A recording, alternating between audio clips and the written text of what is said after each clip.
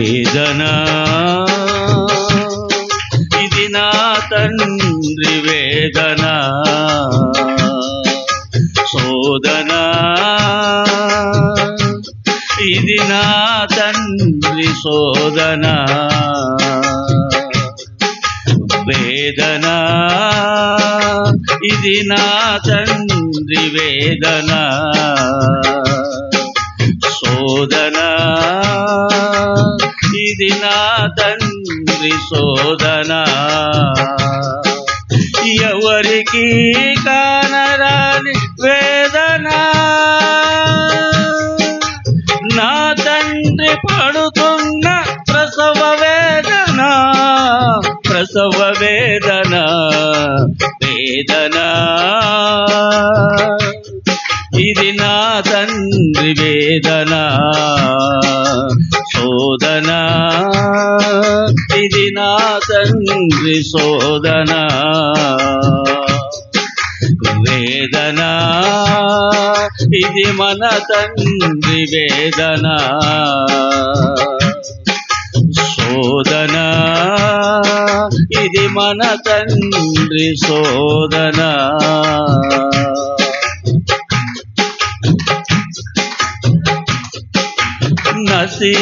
నశించిపోతున్న ఆత్మల కొరకై దీవారాత్రులు పడుతున్న వేదన, నశించిపోతున్న ఆత్మల కొరకై దీవారాత్రులు పడుతున్న వేదన, నశించిపోతున్న ఆత్మల కొరకై దీవారాత్రులు పడుతున్న వేదన. ఎవరికి కానరాని వేదన నా తండ్రి పడుతున్న మనోవేదన, మనోవేదన, వేదన ఇది నా తండ్రి వేదన, శోధన ఇది నా తండ్రి శోధన.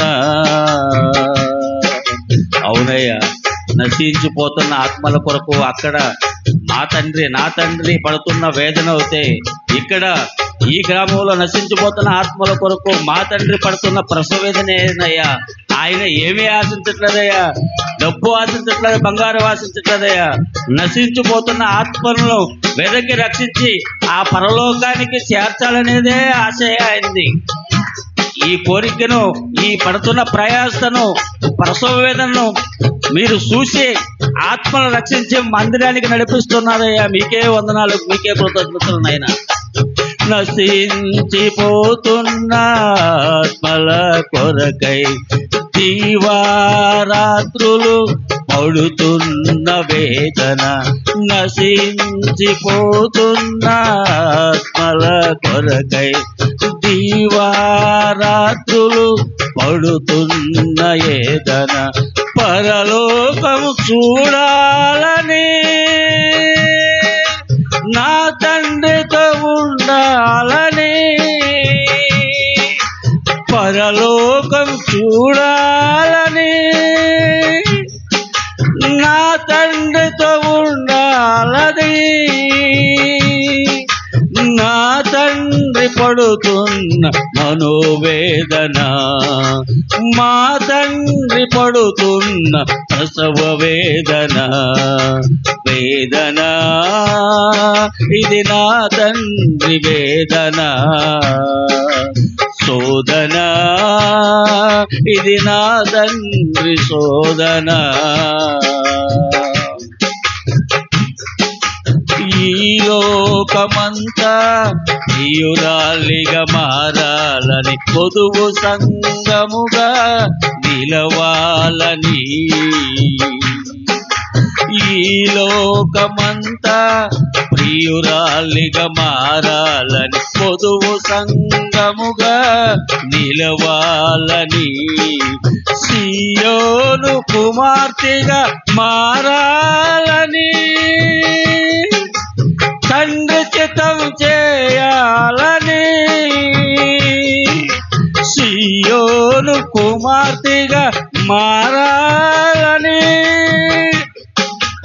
తండ్రి చిత్తం చేయాలని నా తండ్రి పడుతున్న మనోవేదన, మా తండ్రి పడుతున్న ప్రసవ వేదన. వేదన ఇది నా తండ్రి వేదన, శోధన ఇది నా తండ్రి శోధన. వేదన ఇది మా తండ్రి వేదన, శోధన ఇది మా తండ్రి శోధన. ఎవరికి కానరాని వేదన నా తండ్రి పడుతున్న ప్రసవ వేదన, ప్రసవ వేదన. వేదన ఇది నా తండ్రి వేదన, శోధన ఇది నా తండ్రి శోధన. వేదన ఇది మా తండ్రి వేదన, శోధన ఇది మా తండ్రి శోధన. వేదన ఇది నా తండ్రి వేదన, శోధన ఇది నా తండ్రి శోధన. హల్లెలూయా. గట్టిగా చెప్తాం హల్లెలూయా. అందరం ఒకసారి లేచి నిలబడదామండి. దేవుని సన్నిధిలో ప్రభుని ఘనపరచడానికి, ఆయన్ని స్తుతించడానికి ఇప్పుడు దాకా ప్రతి ఒక్కరం గలమెత్తి ఒకరినొకరు హెచ్చరించుకుంటూ, ఒకరినొకరు పురుకొలుపుకుంటూ మనందరము కలిసి హెచ్కేల్ గ్రంథము 36వ అధ్యాయము 9వ వాక్యాన్ని విందాం. హెచ్కేల్ గ్రంథము 36వ అధ్యాయము 9వ వాక్యము. హెచ్కేల్ గ్రంథము 36వ అధ్యాయము. నేను మీ పక్షమునున్నాను, నేను నీ పక్షమున ఉన్నాను, నేను మీ తట్టు తిరుగగా, నేను నీ తట్టు తిరుగగా మీరు దున్నుబడి విత్తబడుదురు. దేవునికి స్తోత్రం చెబుతామా? నేను మీ పక్షమున ఉన్నాను. అందరు వింటున్నారా? మాట్లాడుకుంటున్నారా? ఆలోచనలో ఉన్నారా? ఇంకా ఆలోచన విడిచిపెట్టలేదా? ఇంత గొప్ప బలమైన మాట కూడా విని ఇంకా చింతను విడిచిపెట్టలేదా? విడిచిపెట్టాలంటే మనం విడిచిపెట్టాలండి. ఎందుకంటే నేను మీ పక్షమున ఉన్నాను అంటాడు. ఇంతకీ ఈ మాట మాట్లాడేది ఎవరు అంటే సాక్షాత్తు మన దేవుడు. నేను మీ పక్షమున ఉన్నాను అంటాడు. దేవుడు మన పక్షమున ఉన్నాడట. మరి ఆయన మన పక్షమున ఉంటే మనకు జరిగే కార్యక్రమాలు ఏంటి? మనము ఏం పొందుకోగలుగుతాం? అందరు తలెత్తి చూడండి. దేవుడే మన పక్షమున ఉంటే మనకు జరిగేది ఏంటి? మన పక్షమున ఆయన ఉండాలా? ఉండాల్సిందేనా? ఏమంటే ఉండాల్సిందేనా? మన పక్షం ఉండాల్సిందేనా? లేకపోతే నీకు బలం ఉంది, శక్తి ఉంది, తెలివి ఉంది, జ్ఞానం ఉంది, అంతకు మించి బలగం కూడా నీకుంది. ఇంకా ఆయన ఎందుకంటే బ్రదరా లోపల కూర్చోవచ్చు చక్కగా. దేవునికి స్తోత్రం చెప్పండి. చాలా మంది ఇలా అంటారుగా, నేను జ్ఞానిని అని. సొలొమోను అంటారు, నేను జ్ఞాని నువ్వు అనుకునవద్దు అంటాడు. నేను తెలివి గలవాడు, నాకు తెలుసు, అన్నీ తెలుసు అంటాం. కానీ సొలొమోను జ్ఞాని. ఆయన ఏ హెచ్చరిక చేస్తున్నాడు తెలుసా? నేను జ్ఞానిని నువ్వు అనుకునవద్దు అంటాడు. ఆ మాట కూడా చూస్తారా? సామెతల గ్రంథం 3వ అధ్యాయము 5-7 వచ్చిన చూడండి. నీ స్వబుద్ధిపై నువ్వు ఆధారపడకు అంటాడు. నీ బలం పైన నువ్వు ఆధారపడకు అంటాడు. లోకములో ఉన్న వాటిపైన వేటిపైన ఆధారపడకు అంటాడు. నువ్వు మనుషులను ఆశ్రయించుట కంటే, రాజులను ఆశ్రయించుట కంటే, ఇంకేమేటి వాటిపైన ఆధారపడాలనుకుంటున్నావే వాటిపైన నువ్వు ఆధారపడుట కంటే యెహోవాను ఆశ్రయించుట మేలు అంటుంది వాక్యం. ఇంతకీ మనం ఎవరిని ఆశ్రయిస్తున్నాం వినాలి. ఇటు ఎవరిని ఆశ్రయిస్తున్నాం తలెత్తి చూస్తూ వినాలి. మనం ఎవరిని ఆశ్రయిస్తున్నాము, మనం ఎవరి తట్టు తిరుగుతున్నాము, ఎవరి యొద్దకు వచ్చాము, వచ్చి మనం ఏం చేస్తున్నాము, ఎలాంటిగా మన దేవుని సన్నిధిలో ఉంటూ కూర్చుంటున్నాము అనేది మనం ఆలోచించాలి. నువ్వు అలా వచ్చేసి నాకు కనబడిపోయి ఒక హాజరు వేయించుకున్నట్లుగా వేయించుకుని వెళ్ళిపోతే లాభం లేదు. మోసపోయేది ఎవరంటే నీవే, నేను కాదు. నేను బలంగా దేవుని ఆరాధిస్తున్నా, చప్పట్లు కొడుతూ దేవుని స్తుతిస్తున్నా, గలమెత్తి స్వరమెత్తి పాడుతూ దేవుని మహిమపరుస్తున్నా, దేవుడిచ్చిన అధికారమును పట్టుకుని వాక్యాన్ని మీకు ప్రకటిస్తున్నా. నేను దేవుని సన్నిధిలో అన్నిటి పర్ఫెక్ట్ చేసుకుంటూ వెళ్తున్నా. కానీ నాకు కనిపించాలి, దైవ సేవకునికి, తోటి సంఘానికి కనిపించాలి, మందిరంలో అలా కాసేపు కూర్చొని వెళ్ళిపోవాలి అని ఒక ఆశ్రమముగా నువ్వు అనుకుని వచ్చి కూర్చొని వెళ్తే మోసపోయేది మీరే. కానీ నువ్వు దేవుని సన్నిధికి వచ్చినప్పుడు నువ్వు ఎలా ఉండాలి అంటే నీ స్వబుద్ధి మీద ఆధారపడకు. నాకు అన్ని తెలుసు అంటే నాకు తెలియంది ఏంటంట అసలు చెప్పండి మీరు, నాకేం తెలీదు, నాకు అన్ని తెలుసు అని నువ్వు అనుకోవటం నువ్వే మోసపోతున్నావు. నీకు తెలియనివి బోల్డ్ ఉన్నాయి, లేవా? చాలా ఉన్నాయి తెలియనివి. తెలుసుకోవాల్సినవి కూడా చాలా ఉన్నాయి, తెలిసి అడుగులు వేయాల్సినవి కూడా చాలా ఉన్నాయి. ఆ తెలిసి అడుగులు వేయగలిగినటువంటి ఆలోచనలోకి కూడా నువ్వు రావాల్సింది. ఆయన సన్నిధిలో కూర్చొని వింటున్న ఆ మాటల ప్రకారంగా నువ్వు బలపరచాల్సి చాలా ఉన్నాయి సంగతులు. ప్రియమైన వాక్యం వింటున్న దేవుని సంగమా, 3వ అధ్యాయం 5వ వచనం చూడండి ఒకసారి. నీ స్వబుద్ధిపై ఆధారపడక నీ పూర్ణ హృదయముతో, అది ఏం చేయాలో తెలుసా? కాస్తంత కొద్దిగా కాదు, కూర్చమంత కాదు, శాంతము. నువ్వు దేవుణ్ణి ఎలా నమ్మాలంటే శాంతము నమ్మాలంటే. ఎలా నమ్మాలంటే అండి, పరిపూర్ణంగా నమ్మాలి. అందులో ఇంక ఏది ఉండకూడదు. నమ్మేయాలి అంతే గుడ్డిగా. నేను ఎంతగా నమ్మానంటే అండి ప్రభుని అని చెప్పాలి. నేను ఎంతగా నమ్మానంటే, చాలాసార్లు లోకంలో ఇలాంటి మాటలు కనబడి, నేను ఆ మనిషిని ఎంత నమ్మానంటే అంటాం. ఏమంటాం? అలా చేయకూడదండి. ఆ మనిషి నేను ఎంత నమ్మాను తెలుసా, ఆ మనిషిని ఇంత మోసం చేస్తాడు అనుకోలేదు అంటాం. అనవా? ఇది అండర్నెట్కు చూస్తారే, మీరు అన్నారు నేను వింటున్నాను అంటున్నారు.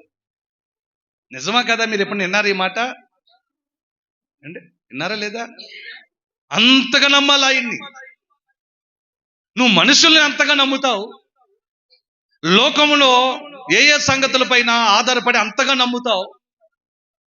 నాకు మేలు జరిగిద్దిలే అని నమ్ముతావు, కీడు తొలగిపోతుందిలే, ఇక వీరి ద్వారా నేను పొందుకుంటాలే, ఈ మనుషులు నాకు ఆధారం, వీళ్ళ మాటలు ఉంటే నాకు చాలు, వీళ్ళ అండదండలు ఉంటే చాలు, వీళ్ళ సహాయత నాకు ఉంటే చాలు, నా విన్నంటుంటే చాలు అని మనుషుల పైన మనం ఆధారపడుతూ వెళ్తూ ఉంటాం. తప్పని నేను అనట్లేదు, కానీ అంతగా వద్దు. ఆధారపడు, అంతగా వద్దు. మళ్ళీ చెప్పమంటారా? ఆధారపడు, అంతగా నమ్మకు. మనుషులు స్వార్థప్రియులని వాక్యం చెప్తుంది, అబద్ధం కాదు ఇది. ఏదో ఒక రోజున మనుషులు నీకు హ్యాండ్ ఇస్తారు, ఏదో ఒక రోజున మనుషులు నిన్ను త్రోసివేస్తారు, ఏదో ఒక రోజున మనుషులు నిన్ను గేలి చేస్తారు, నవ్వులు పాలు కూడా చేస్తారు. ఇది మనుషుల నైజం, మనుషుల స్వభావాలు, మనిషికున్న గుణం ఇది. కానీ దేవుళ్ళ గుణాలు లేవు. మనం నమ్ముకున్న యేసయ్యలో ఇలాంటి గుణాలు, మోసాలు చేసి అబద్ధం ఆడే గుణాలు లేవు ఆయనలో.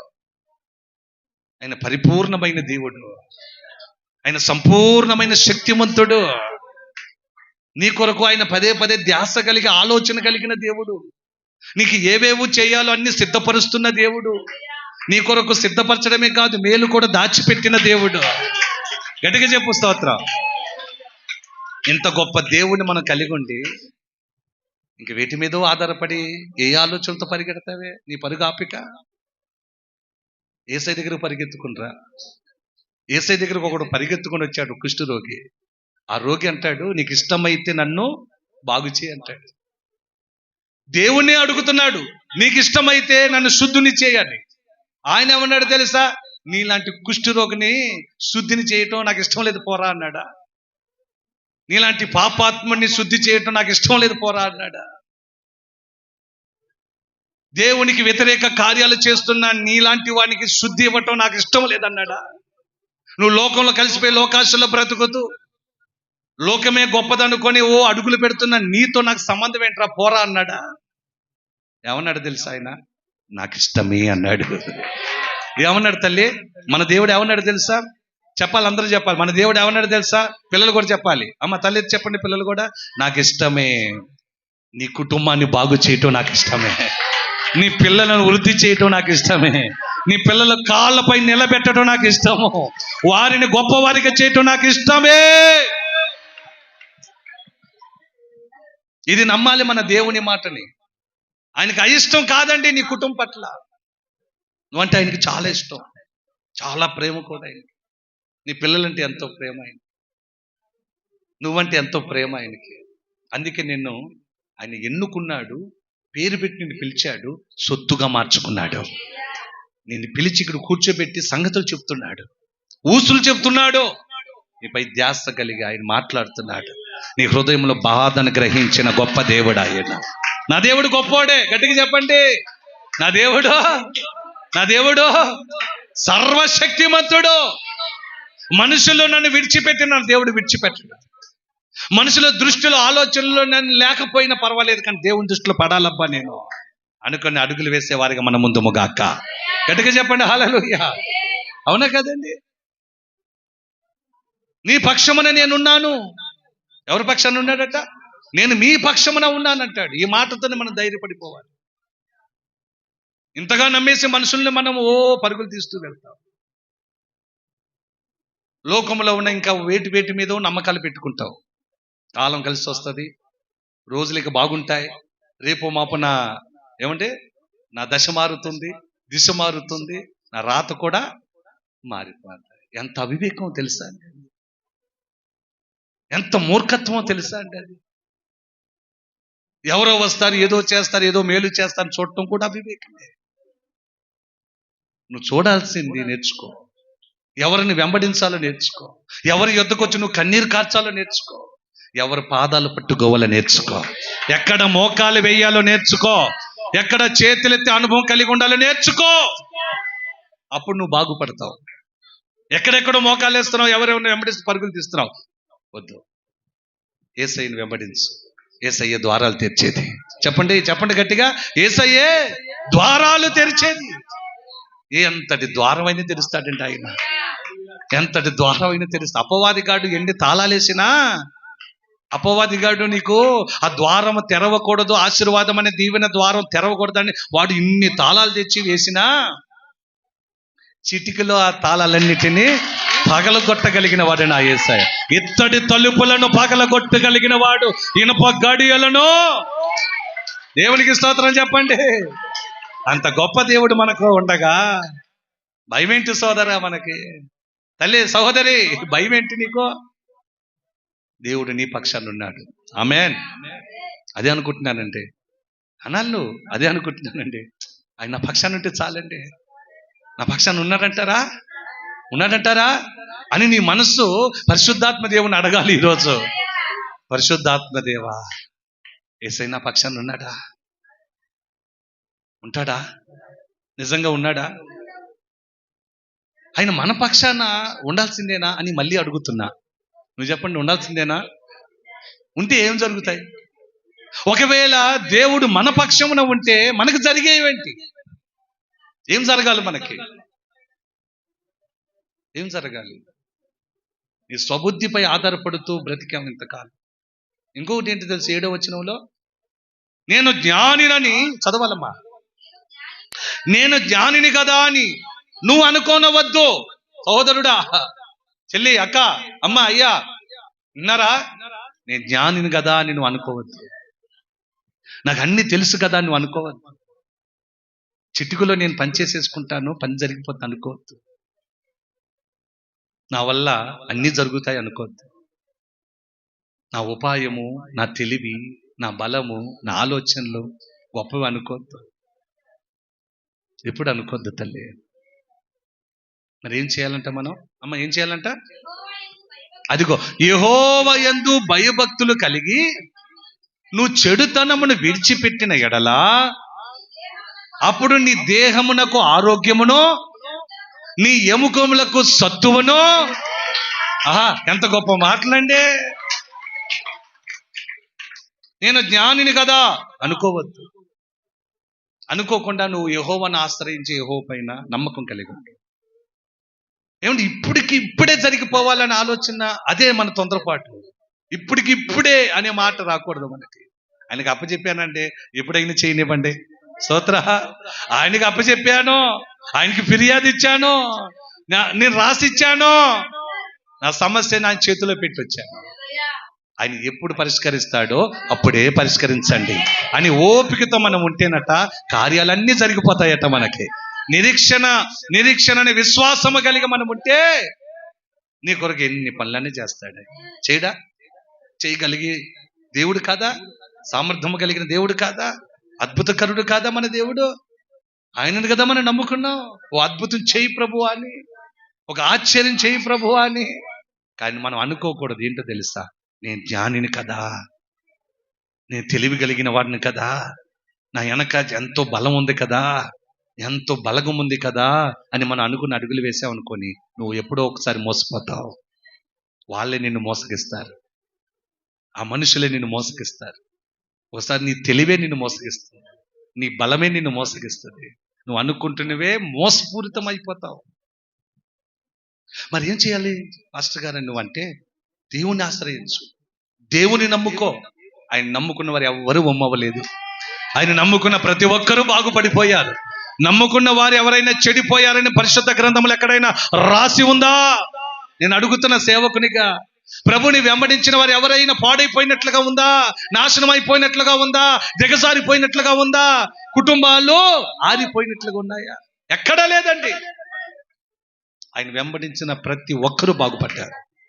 ఆయన ముట్టిన వారు బాగుపడ్డారు, ఆయన ఎదుటికి వచ్చిన వారు బాగుపడ్డారు, ఆయన మాట విని అడుగులు వేసిన వారు బాగుపడ్డారు. ఆయన ఏ ఇంటికి వెళ్తే ఆ ఇల్లు బాగుపడింది, ఎవరి యుద్ధకెళ్తే వారు బాగుపడ్డారు. ఉసూరం అంటుకుంటున్న వారు కూడా చేపల్లో వలలు పికిలేంతగా దీవెనలు పొందుకున్నారు.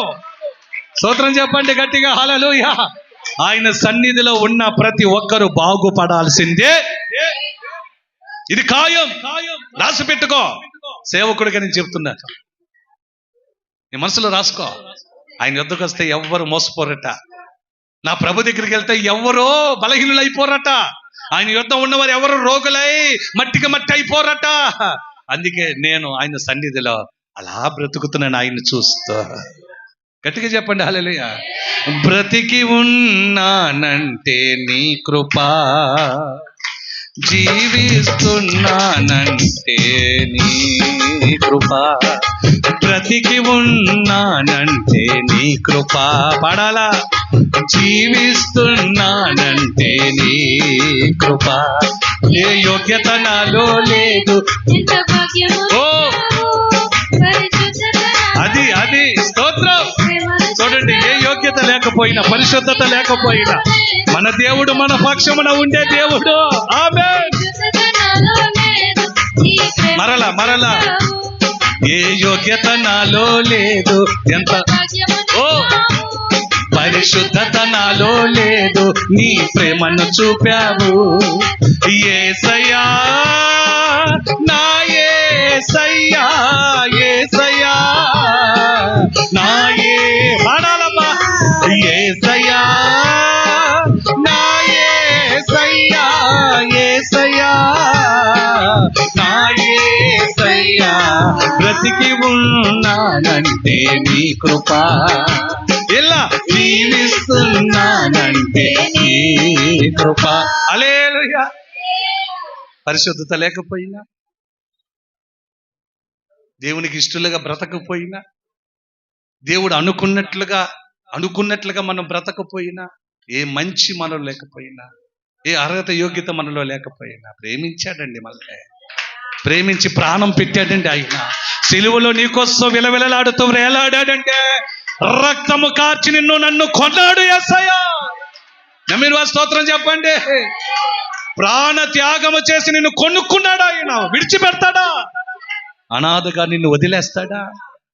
అమాయకంగా బ్రతుక నిన్ను వదిలేసి సమాజానికి అప్పచెప్తాడా? లేదు లేదనే చెప్పాలి. అందరూ చెప్పాలి. లేదు లేదనే చెప్పాలా? స్తోత్ర. మన దేవుడు గొప్పవాడు.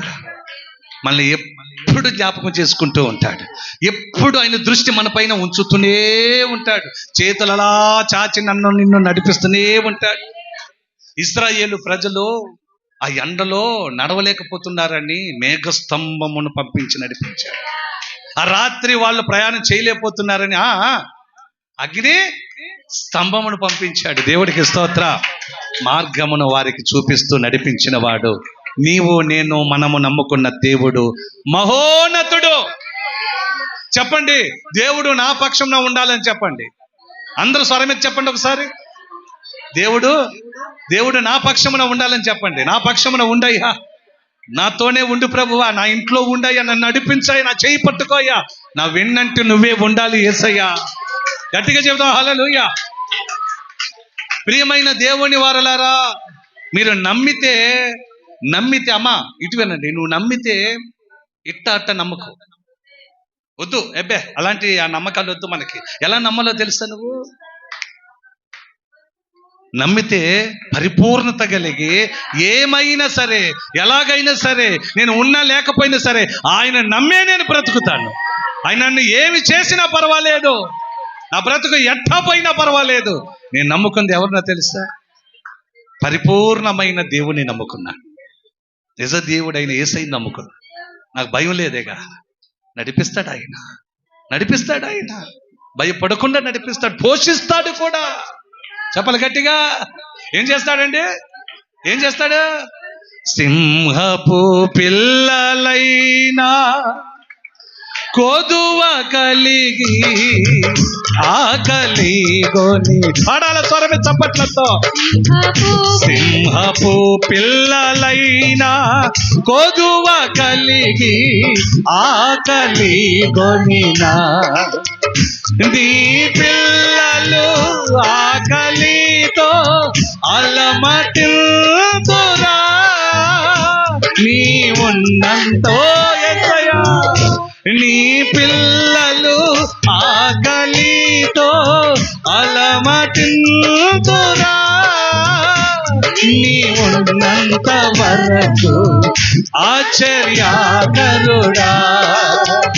నా ఆలోచన కర్తవు నిత్యుడగు తండ్రివి, నా శాలేమో రాజువు, నా శాలేమో గ్లోరీ, ఓ నా శాలేమో రాజువు, నిత్యుడగు తండ్రివి, నా శాలేమో రాజువు, నా శాలేమో. హల్లెలూయా. ప్రియమైన దేవుని వాక్యం వింటున్న వారలారా, ఎవరెవరినో నమ్ముకున్నావుగా, ఇంకెవరెవరినో వెంటాడుతూ వెళ్తున్నావుగా, అడుగులు వేస్తూ వెళ్తున్నావుగా, మోసపోయావా? భయపడగు తల్లి. నా ప్రభు మోసగించేవాడు కాదు. నా ప్రభు మోసగించేవాడు కాదు. ఆయన అన్ని కార్యాలు నీ కొరకు చేసి దాచిపెట్టి ఉంచాడు. అవి త్వరలోనే మనకు దయచేయును గాక. చెప్పాలి. ఇప్పటి నుండే ప్రారంభించాడు మన దేవుడు. ప్రారంభమైంది మన జీవితంలో. నా దేవుడు చేయబోతున్న గొప్ప ఘన కార్యాలు. స్తోత్రం చెప్పండి. ప్రారంభమయ్యాయా? కాస్త కనబడుతుందా ఆనవాళ్ళు? చెప్పరండి. మీరు ఎంత మోసం చేస్తున్నారంటే నన్ను కనబడుతున్నా, మీరు చెప్పట్లా. చెప్పాలా గట్టిగా. ఆయన చేస్తున్న ఒక్కొక్కటి నాకు కనబడుతున్నాయి. ప్రారంభించాడు. నా బ్రతుకులో గొప్ప కార్యాలు చేయటం ప్రారంభించాడు. నా జీవితంలో గొప్ప కార్యాలు చేయటం ప్రారంభించాడు. నా పిల్లలను బలపరచడం ప్రారంభించాడు. నా యజమానులు మార్పు తేవడం ప్రారంభించాడు.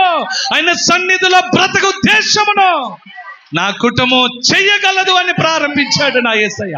తప్పకుండా మేము అనుభవించుదుము గాక. ఆమేన్ చెప్పు పిల్లలు, గట్టిగా చెప్పాలి పెద్దలు. ఆమేన్. నిరుత్సాహంగా ఉండకు. నీ పక్షాన ఉన్నది సాక్షాత్తు నజరేయుడైన యేసయ్యే. గట్టిగా చెప్పండి. ఎవరెవరు? నజరేయుడా నా యేసయ్యా,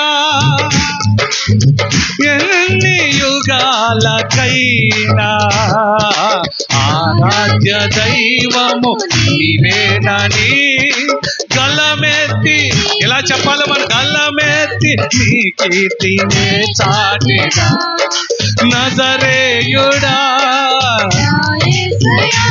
అగాధ సముద్రాలకు నీవే ఎల్లలు వేసితివి జలములలో బడి నే వెళ్ళినా మరల జలములలో బడి నే వెళ్ళినా నన్నేమి చేయవు నా యేసు. నాకు తెలుసయ్యా నన్నేమి చేయాలి, నన్ను ముంచలేవు, ఏడిపించలేవు, బంధకాల సంఖ్యలు బిగించలేవు. నా యేసయ్య చేయబోతున్న గొప్ప కార్యం ఆనవాళ్ళు సాక్ష్యముగా నేను చెప్పుదును గాక. స్తోత్రం. జలములలో బడి నే వెళ్ళినా నన్నేమి చేయవు నా యేసయ్యా. జలములలో బడి నే వెళ్ళినా నన్నేమి చేయవు నా యేసయ్యా. నీకే వందనం, నీకే వందనం. పాడాల ప్రతి ఒక్కరు యేసయ్యా స్తోత్రం. నీకే వందనం, వందనం, వందనం. హల్లెలూయా. గట్టిగా చెబుదాం హల్లెలూయా. నీకే వందనం యేసయ్యా. ఎంత సంతోషంగా ఒక బల్బు వెలిగిపోతున్నట్లుగా ఉండాలి మన ముఖాలు. గట్టిగా బల్బు ఎలా వెలిగిపోతుందో అలా మన ముఖాలు వెలిగిపోతూ ఉండాలా. ఎందుకో తెలుసా? మన పక్షాన ఉన్నాడు ఆయన. అమ్మ చెప్పాలి గట్టిగా, మన పక్షమున దిగి వచ్చేసాడు ఆయన. మన పక్షమున ఉన్నాడు. ఇప్పుడు వరకు నీ పక్షాన లేడేమో, నువ్వు ఎలా పడితే అలా జీవిస్తూ కారణం చేత లేడేమో, నువ్వు ఎలా పడితే అలా బ్రతుకుతున్న కారణం చేత నీ పక్షాన లేడేమో, నువ్వు లోకంలో కలిసిపోయావు అందుకే నీ పక్షాన లేడు. లోకంలో ఉన్న శరీరాశ, నేత్రాశ, జీవపటంతో బ్రతికావు కాబట్టి నీ పక్షాన లేడు. అపవిత్రమైనటువంటి లోకానుసారముగా బ్రతికావు కాబట్టి వేటిని నువ్వు సరి చేసుకోలేదు, సరిదిద్దుకోలేదు, మార్చుకోలేదు, మారు మనసు లేదు కాబట్టి నీ పక్షాన లేడు ఇప్పుడు వరకు. రైట్? నీ పక్షాన ఆయన ఉండేటట్లుగా మనం చూసుకోవాలి. మన పక్షాన ఆయన ఉండేట్లుగా చూసుకోవాలి. ఆయన మన పక్షాన ఉంటే రెండు చూద్దాం. కీర్తనల గ్రంథం 118వ అధ్యాయము 6వ వాక్యం.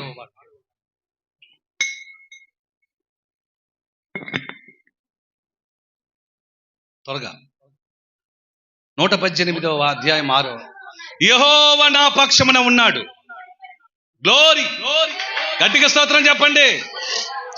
మొట్టమొదటిగా నీకు నేర్పుతున్న పాఠం ఏంటంటే ఆయన నీ పక్షమున నిలబడితే నీలో ఉన్న భయం పోతుంది. మొదటిగా భయం భయం భయం భయం భయం.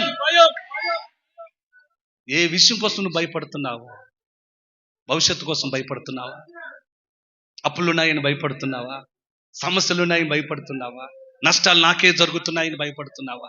రోగాలు నాకే వస్తున్నాయని భయపడుతున్నావా? ఈ జబ్బులు వదిలిపోవట్లేదని భయపడుతున్నావా? ఏ భయం అనేది? ఏ భయం చెప్పు. ఈరోజు చెప్పుకో దేవుని సన్నిధిలో. నా పక్షాన ఉంటే సేవకుడు చెప్తున్నాడయ్యా, ఏ భయం నన్ను ఆవరించదట. మరి నువ్వు నా పక్షాన ఉన్నామని ఒకవేళ నేను భ్రమపరచు ఆత్మతో భ్రమపడుతున్నానా? నా దేవుడు నా పక్షాన్ని ఎందుకు లేడండి అని నేను భయపడుతూ చస్తూ జీవిస్తూ ఉంటే నా పక్షాన్ని ఎక్కడ ఉండేట్టుగా? స్తోత్ర. ఏమంటే మనం పరిశుద్ధులం చేత బైబిల్ పట్టుకొని దేవుని సన్నిధిలో ఉంటున్న వాళ్ళం, స్తోత్రిస్తూ స్తుతిస్తూ ఆరాధన చేస్తూ చప్పట్లు కొడుతూ పాడుతూ వాక్యాన్ని సరిగా చక్కగా వింటూ వెళ్తున్న వాళ్ళం. అయినా మనం భయపడుతూ బ్రతుకుతున్నామంటే ఎక్కడ మన పక్షాన్ని ఉన్నాడు? ఆయన లేడనే చెప్పాలి. చెప్పండి, ఒప్పుకోండి. నా పక్షాన్ని ఆయన లేడని చెప్పండి. నా పక్షాన్ని లేడు కాబట్టి నేను భయపడుతున్నా, అన్నిటికీ భయపడిపోతున్నా, చిన్న విషయాన్ని కూడా భయపడిపోతున్నా, చిన్న చిన్న విషయాలు కూడా స్పందించి భయపడిపోతున్నా అని ఈరోజు నువ్వు ఆయన సన్నిధిలో ఒప్పుకుంటే, నిజమని ఒప్పుకుంటే ఆయన ఆ నిజాన్ని చూస్తాడు. ఆయన అప్పుడు ఏమంటాడు తెలుసా? బిడ్డ, అర్థమైందిగా, నువ్వు ఏ విషయం కోసం భయపడుతున్నావు అంటే ఆ విషయం కోసం భయపడుతున్నావు కదా, ఈ విషయం కోసం భయపడుతున్నావు కదా, ఈ బలహీనతను బట్టి భయపడుతున్నావు కదా, ఈ రోగాన్ని బట్టి భయపడుతున్నావు కదా, ఈ సమస్యని బట్టి, ఈ బంధకాలను బట్టి, ఈ చెరను బట్టి భయపడుతున్నావు కదా. అయితే ఈ రోజు నీ భయం పోవాలంటే నేను నీ పక్షమున ఉండాలి. నీ పక్షమున నేనుంటే నీ భయము పోతుంది. వాడు నిన్ను భయపెట్టలేడిక, వాడు వల్ల కాదిక. ఆమెన్ చెప్పి బిడ్డ త్వరగా గట్టిగా చెప్పు ఆమెన్. వాడు నిన్ను వదిలేక పోవలసిందే. వాడు నెత్తి నోరు కొట్టుకుని వెళ్ళిపోవలసిందే. నేను ఏం చేయలేకపోతున్నానే, ఇంత మాత్రం కూడా కదిలించలేకపోతున్నానే, ఇంత మాత్రం కూడా ఏడిపించలేకపోతున్నానే, ఇంత మాత్రము కూడా దుఃఖపరచలేకపోతున్నానే, ఇంత మాత్రము కూడా కష్టము నష్టము ఇరుకు ఇబ్బంది తనకు నేను ఆవరించలేకపోతున్నానే, భయపెట్టలేకపోతున్నా. వాడు నెత్తి నోరు మొత్తుకుంటూ వెళ్ళిపోవాలాడు. స్తోత్రం చెప్పండి గట్టిగా. నీ ఇంటిని విడిచి, నీ మనసుని విడిచి, నీ ఒంటిని విడిచి, నీ ఆలోచన విడిచి వాడు కనిపించనంత ఆమడ దూరం పోవును గాక. ఒకవేళ దేవుడు వాడిని కూడా లయపరచును గాక. గట్టిగా చెప్పు, కాల్చివేయును గాక అని చెప్పు. ఇక వాడితో నీకు పొత్తు లేకుండా చేసుకో, దేవునితో పొత్తు కట్టుకో, దేవుని పక్షాన్ని ఉండేట్లుగా చూసుకో. ఆమేన్. నిజమేనండి, నేను చెప్తున్నాను. నీలో ఒక భయం వచ్చిందంటే, భయపడుతున్నావంటే, వణికిపోతున్నావంటే, దడ పుట్టుకుంటుందంటే, ఇబ్బంది అయిపోతున్నావంటే, ఆలోచన పడిపోతున్నావంటే దేవుని పక్షాన్ని లేడు. మరై నిజమా అవునో కాదు చెప్పండి. అవునా కదా? వాక్యం చెబుతున్న మాట ఏంటంటే, ఇప్పుడు చదివంగా మళ్ళీ చదివించమంటారా? చదువు. యెహోవా నా పక్షమున ఉండగా నేను భయపడను. ఇది కరెక్ట్ పాయింట్. దేవుడు మన పక్షాన్ని ఉంటే ఇంక భయం ఏం చేస్తుంది మనల్ని? ఏ భయమైనా ఏం చేస్తుంది చెప్పండి? ఏ భయం ఏం చేస్తుంది? భయపుట్టించే మాట ఒకటి వచ్చింది. అరే అబ్బాయిలో, ఇక్కడ రాజుగారు ఒక పెద్ద ప్రతిమను తయారు చేశాడు. ఈ పెద్ద ప్రతిమకు కనుక మీరు మొక్కకపోతే ఇక మీ పని అంతేనరా బాబు.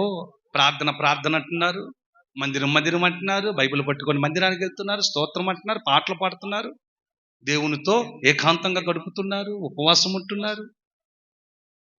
ఇక మీకు చెప్పదలిచింది ఏంటంటే, ఇక రాజు చేసినటువంటి పెద్ద ప్రతిమకు మీరు మొక్కకపోతే ఇక మీరు అగ్నిగుండంలో పడి చావాల్సిందేరా బాబు అని చెప్పాడు. భయమా కాదా? ఆమె చెప్పరండి. ఒక తోటి మనిషి, ఒక తోటి వ్యక్తి, ఒక మనిషి ఒకవేళ ఎలాంటి ఆర్డర్ వేస్తే భయపడకపోవచ్చు. కానీ ఆర్డర్ ఎక్కడి నుంచి వచ్చింది? రాజు దగ్గర నుంచి వచ్చింది. శాసనం ఎక్కడి నుంచి వచ్చింది? రాజు శాసనం ధిక్కరిస్తే ఏమవుతుంది? తల నరికి కోట గుమ్మంలో ఏలాడదీస్తారు. అవునా కాదండి? మనం ఎన్నో కథలు విన్నాం, చూడలేదులే కానీ కథలు విన్నాం. అది నిజమేమో. స్తోత్ర. మరి ఇప్పుడున్న ఈ శాసనమునకు ఏం చేయాలి? ఆర్డర్కి తల వంచాల్సిందే కదా. కానీ ఆ ముగ్గురు ఎవరా? ముగ్గురు షడ్రక్, మిషక్, అబేద్నెగో. ఈ ముగ్గురు భయపడలేదంటండి. ఈ ముగ్గురు భయపడలేదంట బ్రదరు. అస్సలు ఏమాత్రం భయపడలేదంట. అలా భయం అనేది కూడా వారికి తెలియదట. భయం అనే మాట వారి డిక్షనరీలో కూడా లేదటండి. కారణం ఏంటో తెలుసా? వారి పక్షాన నిలబడి ఉన్నది దేవాది దేవుడు. గట్టిగా చెప్పండి, ఎవరో? నీవే కదా నా ఆరాధన స్తుతి ఆరాధన స్తుతి ఆరాధన. నీవే కదా నా ఆరాధన స్తుతి ఆరాధన స్తుతి ఆరాధన. యోధా స్తుతి గోత్రపు సింహమా యేసయ్యా, నా ఆత్మీయ ప్రగతి స్వాధీనమా. నీవే కదా నా ఆరాధన స్తుతి ఆరాధన. హల్లెలూయా. గట్టిగా చెబుదామా? ఇంకేంటంటే భయ్యా, నీవే నా ఆరాధనకి యోగ్యుడవు, పూజ్యార్హుడవు. నిన్ను తప్ప మోకాల అనుభవం కలిగిన ఎదుట నిలబడగలిగినటువంటి నేను తప్ప ఇంకెవరు లేరయ్యా అని అనుభవం కలిగిన వారు. వారెందుకు భయపడతారు? మనుషులు భయపెట్టించిన, అధికారులు భయపెట్టించిన, రాజులు భయపెట్టించిన, శాసనం భయపెట్టించిన, హలో బ్రదర్, భయపడలేదు వారు. ఎందుకు భయపడలేదు? రాజు కదండి శాసనం ఇచ్చింది. రాజు మాటని ఎవరైనా ధిక్కరించి బ్రతకగలుగుతారా? బ్రతకలేరు. కానీ రాజు మాటను కూడా వారు ధిక్కరించారు. లెక్కే కట్టలేదండి. అది శాస్త్రముగా కూడా ఎంచలేదు వాళ్ళు. ఎందుకంటే వారికి భయం అంటే తెలీదు. ఎందుకు తెలీదు? మనుషులు కదా, మనుషులే. కానీ వీరు ఏ రకం మనుషులు వెళ్ళారు? ఏ రకం మనుషులు? ఆత్మీయత రకము కలిగిన మనుషులు వెళ్ళారు. క్రైస్తవ్యములో ఏమంటే నిలకడైనటువంటి క్రైస్తవం కలిగిన మనుషులు వెళ్ళారు. మంచి ఆత్మీయత బలాభివృద్ధి కలిగిన మనుషులు, దేవుని వైపు చూస్తూ అడుగులు వేసే మనుషులు వేరు. కాబట్టే రాజు శాస్త్రమును కూడా భయపడలేదు. అగ్నిగుండం ఎదుటిగా ఉన్న భయపడలేదు. బగబగ మండుతున్నటువంటి కాల్చబడుతూ 7 అంతలు కూడా పెంచమన్నాడు. అయినా వారు భయపడ్డారా? చెప్పాలని భయపడ్డారా? అసలు ఏమాత్రం భయపడ్డారు. ఏం చేసుకుంటావు చేసుకోపో అంటున్నారు. అగ్నికి భయపడలా, మంటలకు భయపడలా, అగ్ని గుండముకు భయపడలేదు. ఈరోజు అగ్నిగుండం లాంటి సమస్యలు, అగ్నిగుండం లాంటి శోధనలు మనకు రాకపోయినా చిన్న చిన్నవే అబ్బే ఎంతగా భయపడిపోతుంటామో మనం. స్తోత్రం చెప్పండి. ఎంతగా దిగులు పడిపోతుంటామో. ఇన్ని ఆలోచనలు, అన్నం సహించదు, నిద్ర పట్టదు, నీ మనసు అంతా ఏమైపోతుందండి? ఆందోళనకు గురైపోయి మనశ్శాంతి లేక సైకాట్రిస్ట్ని కలవాల్సిన పరిస్థితులు వస్తుంటాయి. అవును కదా? మానసిక వైద్యం దగ్గరికి వెళ్ళాల్సిన పరిస్థితులు వస్తుంటాయి. భయము ఎక్కడి దాకా నడిపిస్తుందో తెలుసా? మానసికమైన ఒత్తిడిలోకి నడిపిస్తుంది. 20 ఏళ్ల వాడు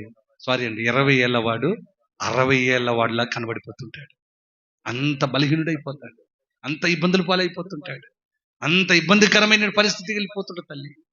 ఎందుకంటే భయం గుప్పిట్లో పెట్టుకొని బ్రతుకుతున్న వాళ్ళు అనేకులు ఉన్నారు. కానీ వాక్యం చెప్తుంది, యెహోవా నీ పక్షమున ఉంటే భయం నిన్ను ఆవరించదు అని. ఒకవేళ భయం వస్తుందా, నువ్వు ఎక్కడో ఏదో తేడా పడ్డావు, సరి చేసుకో. దేవుడు లేకుండా తేడా పడ్డావు. దేవుడు నీ పక్షాన్ని లేకుండా చూసుకుంటూ వెళ్తున్నావు. కాబట్టి నీ పక్షాన్ని ఆయన ఉన్నారనుకో, అసలు భయం ఏం చేయగలదు? చెప్పరండి, భయం ఏం చేయగలదు? అసలు ఏ మాత్రము చేయలేదని చెప్పాలా మనం. చూడండి, నిర్గమకాండము 14వ అధ్యాయం 14వ వచనం చూడండి ఒకసారి. 14వ అధ్యాయం 14వ వచనం ఒకసారి చదువుదామా? యెహోవా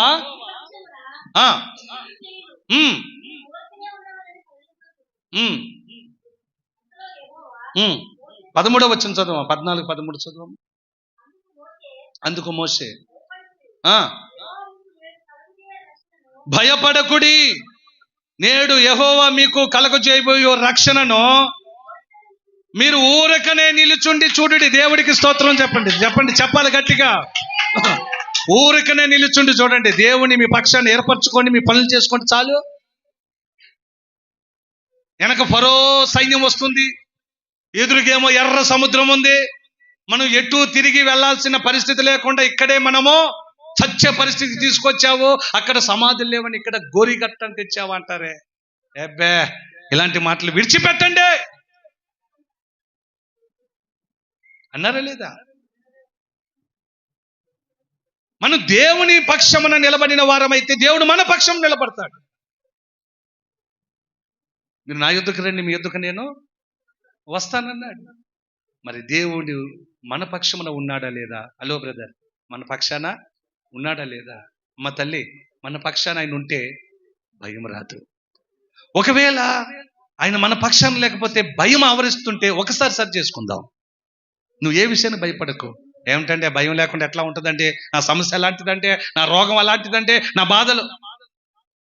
ఆయన చేతగానోడేం కాదు. మన దేవుడు చేతగానోడు కాదు బ్రదరు. మన దేవుడు అన్ని సాధ్యము చేసి నిన్ను బలపరచువాడై ఉన్నాడు. అసాధ్యమైనది చెప్పాలి గట్టిగా. అసాధ్యమైనది ఏమున్నది? అసాధ్యమైనది ఏమున్నది? ఉందంటారా? ఉందా? ఏమీ లేదు. 14వ అధ్యాయం 25వ వచనం చూడండి. 25వ వచనం. వారి రథ చక్రములో ఊడిపోయేట్లుగా చేయగా వారు బహు కష్టపడి తోలుతున్నారు. అప్పుడు ఐగుప్తీయులు ఇశ్రాయేలీయుల ఎదుట నుండి పారిపోదాం రండి, ఎందుకంటే యెహోవా వారి పక్షమున ఉండి యుద్ధము చేస్తున్నాడు. చెప్పాలి ప్రతి ఒక్కరు, గట్టిగా చెప్పాలి అందరూ. యెహోవా వారి పక్షమున ఉండి మనతో యుద్ధం చేస్తున్నాడు. మనం ఎక్కడ జయించగలుగుతాం? మనతో యుద్ధం చేస్తున్నది ఆ ప్రజలు కాదు, యెహోవాయే వారి పక్షాన నుండి మనతో యుద్ధం చేస్తున్నాడు. ఆమేన్ చెప్పు గట్టిగా. యెహోవాయే వారి పక్షాన ఎంత గొప్ప మాట అండి ఇది. నీకు కళ్ళు తెరిపించే మాట ఇది. నీ గుండె ధైర్యము రాగలిగిన మాట ఇది. మనోధైర్యంతో నిలబడగలిగిన మాట ఇది. చక్కగా నిలబడాల్సినటువంటి మాట ఇది. ఈ మాటతో బ్రతికే బిడ్డ.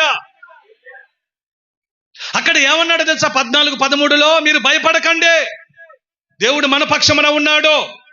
ఎర్ర సముద్రం చూసి ఎందుకు భయపడుతున్నారు? వెనకొస్తున్న ఫరో సైన్యము ఏం చేస్తుందని భయపడుతున్నారని మోషే గారు వారిని ధైర్యపరిచాడు. ఎక్కడా? చెప్పాలి. ఎక్కడ? సమస్య ఉన్న చోట. ఎక్కడ బ్రదరు? సమస్య ఉన్న చోట, బాధ ఉన్న చోట, కష్టం ఉన్న చోట, ఇబ్బందికరమైన పరిస్థితి ఉన్న చోట. అప్పుడు జవాబు లేదు, అప్పుడు సమాధానం లేదు. యెహోవాతో ఇంకా యుద్ధం చేయలేదు. ఆయన చేస్తాడని కూడా తెలియదు, పక్షాన నిలబడతాడని కూడా తెలియదు. ఏమి తెలియని చోట, శూన్యముగా ఉన్న చోట నమ్మమంటున్నాడు దైవజనుడు. మీరు నమ్మండి, దేవుడు మనల్ని విడిచిపెట్టడు. మీ కన్నీరు చూసిన దేవుడు విడిచిపెట్టడు. మీ బాధ చూసిన దేవుడు విడిచిపెట్టడు. మీ మొర ఆలకిస్తున్న వాడు విడిచిపెట్టడు. మీ కష్టములన్నీ తెలిసి ఉన్నాయని నాకు ఎప్పుడో పొదలో అగ్ని మంటలో రగులుతున్నప్పుడే చెప్పాడు. స్తోత్రా.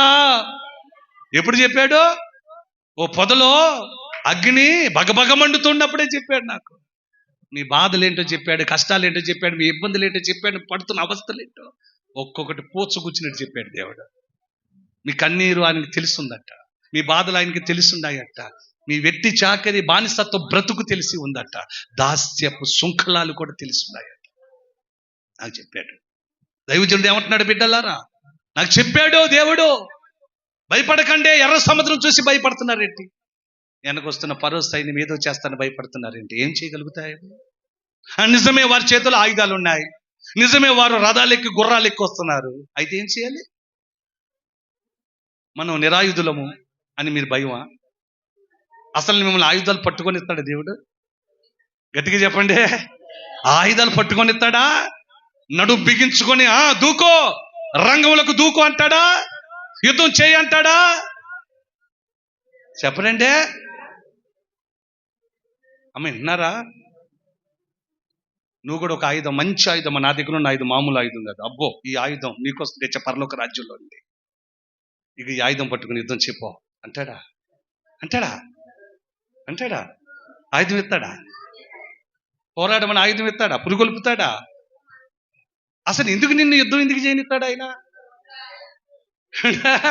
అసలు యుద్ధ రంగంలోకి వెళ్ళి నువ్వు పోరాడమని ఆయుధాలు ఇచ్చి, బల్యం ఇచ్చి, ఆయన ఏమంటే డాలు ఇచ్చి వెళ్ళమంటాడా? గుర్రం ఇచ్చి? మీరు ఎట్టా అనుకుంటున్నారు? ఒక్క ఆయుధం కూడా చేతికి రాకలేదయ్యా, ఒక గుర్రం కూడా నాకు లేదయ్యా, ఒక రథం కూడా లేదా, ఉంటేనంటే దులిపేసేవాడిని. అసలు నీకెందుకు ఇస్తాడు ఆయుధం? కత్తి ఎందుకు ఇస్తాడు?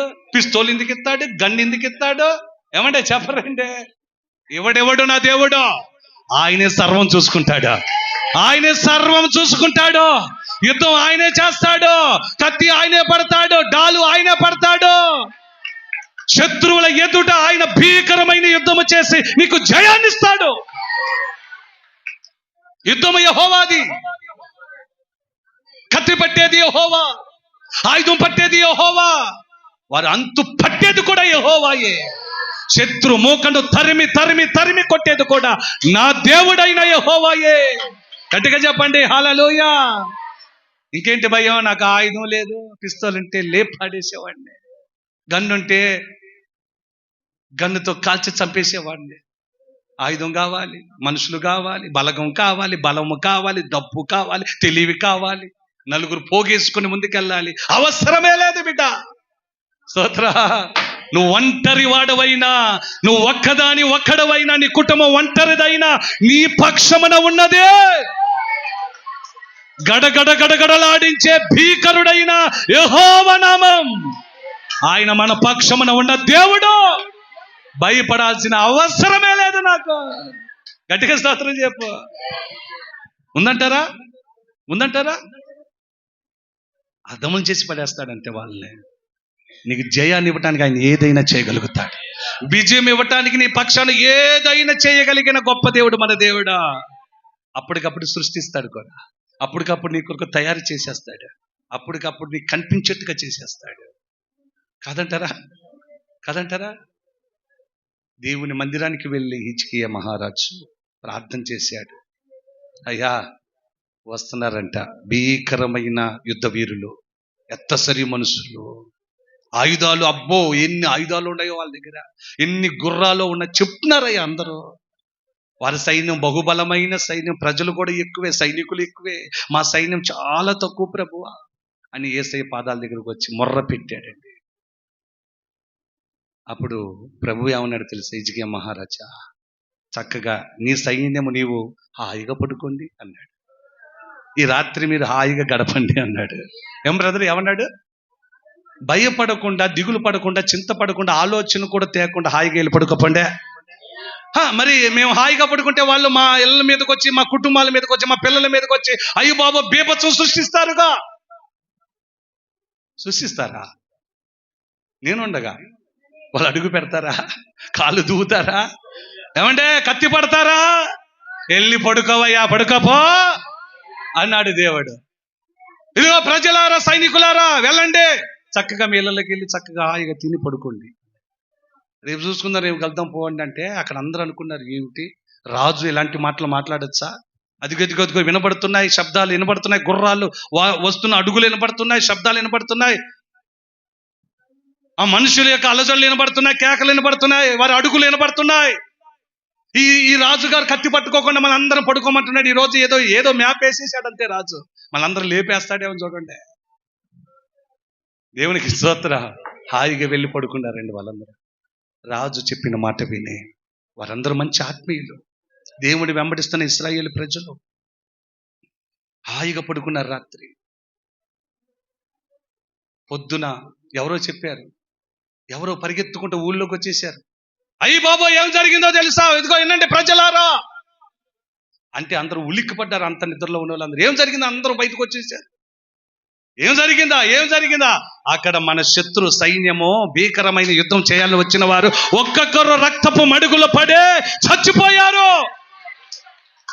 లెక్కకు ఎంతమంది తెలుసా? 185,000 మంది. గట్టిగా స్తోత్రం చెప్పండి. ఎంతమంది అంటండి? 1,00,000. బ్రదర్ ఎంతమంది అట? 1,85,000 మంది. అందరూ చెప్పండి నోటితో. ఎవరు చంపారు? ఎవరు యుద్ధం చేశారు? ఎవరు కత్తి పట్టారు? మరి ఇంకేంటి భయం? ఎంత చెప్తావు కానీ నువ్వు భలే రోషంగా చెప్తావు, కానీ నీ దాకా వచ్చేసరికి నువ్వు భయం పెట్టుకుంటావు.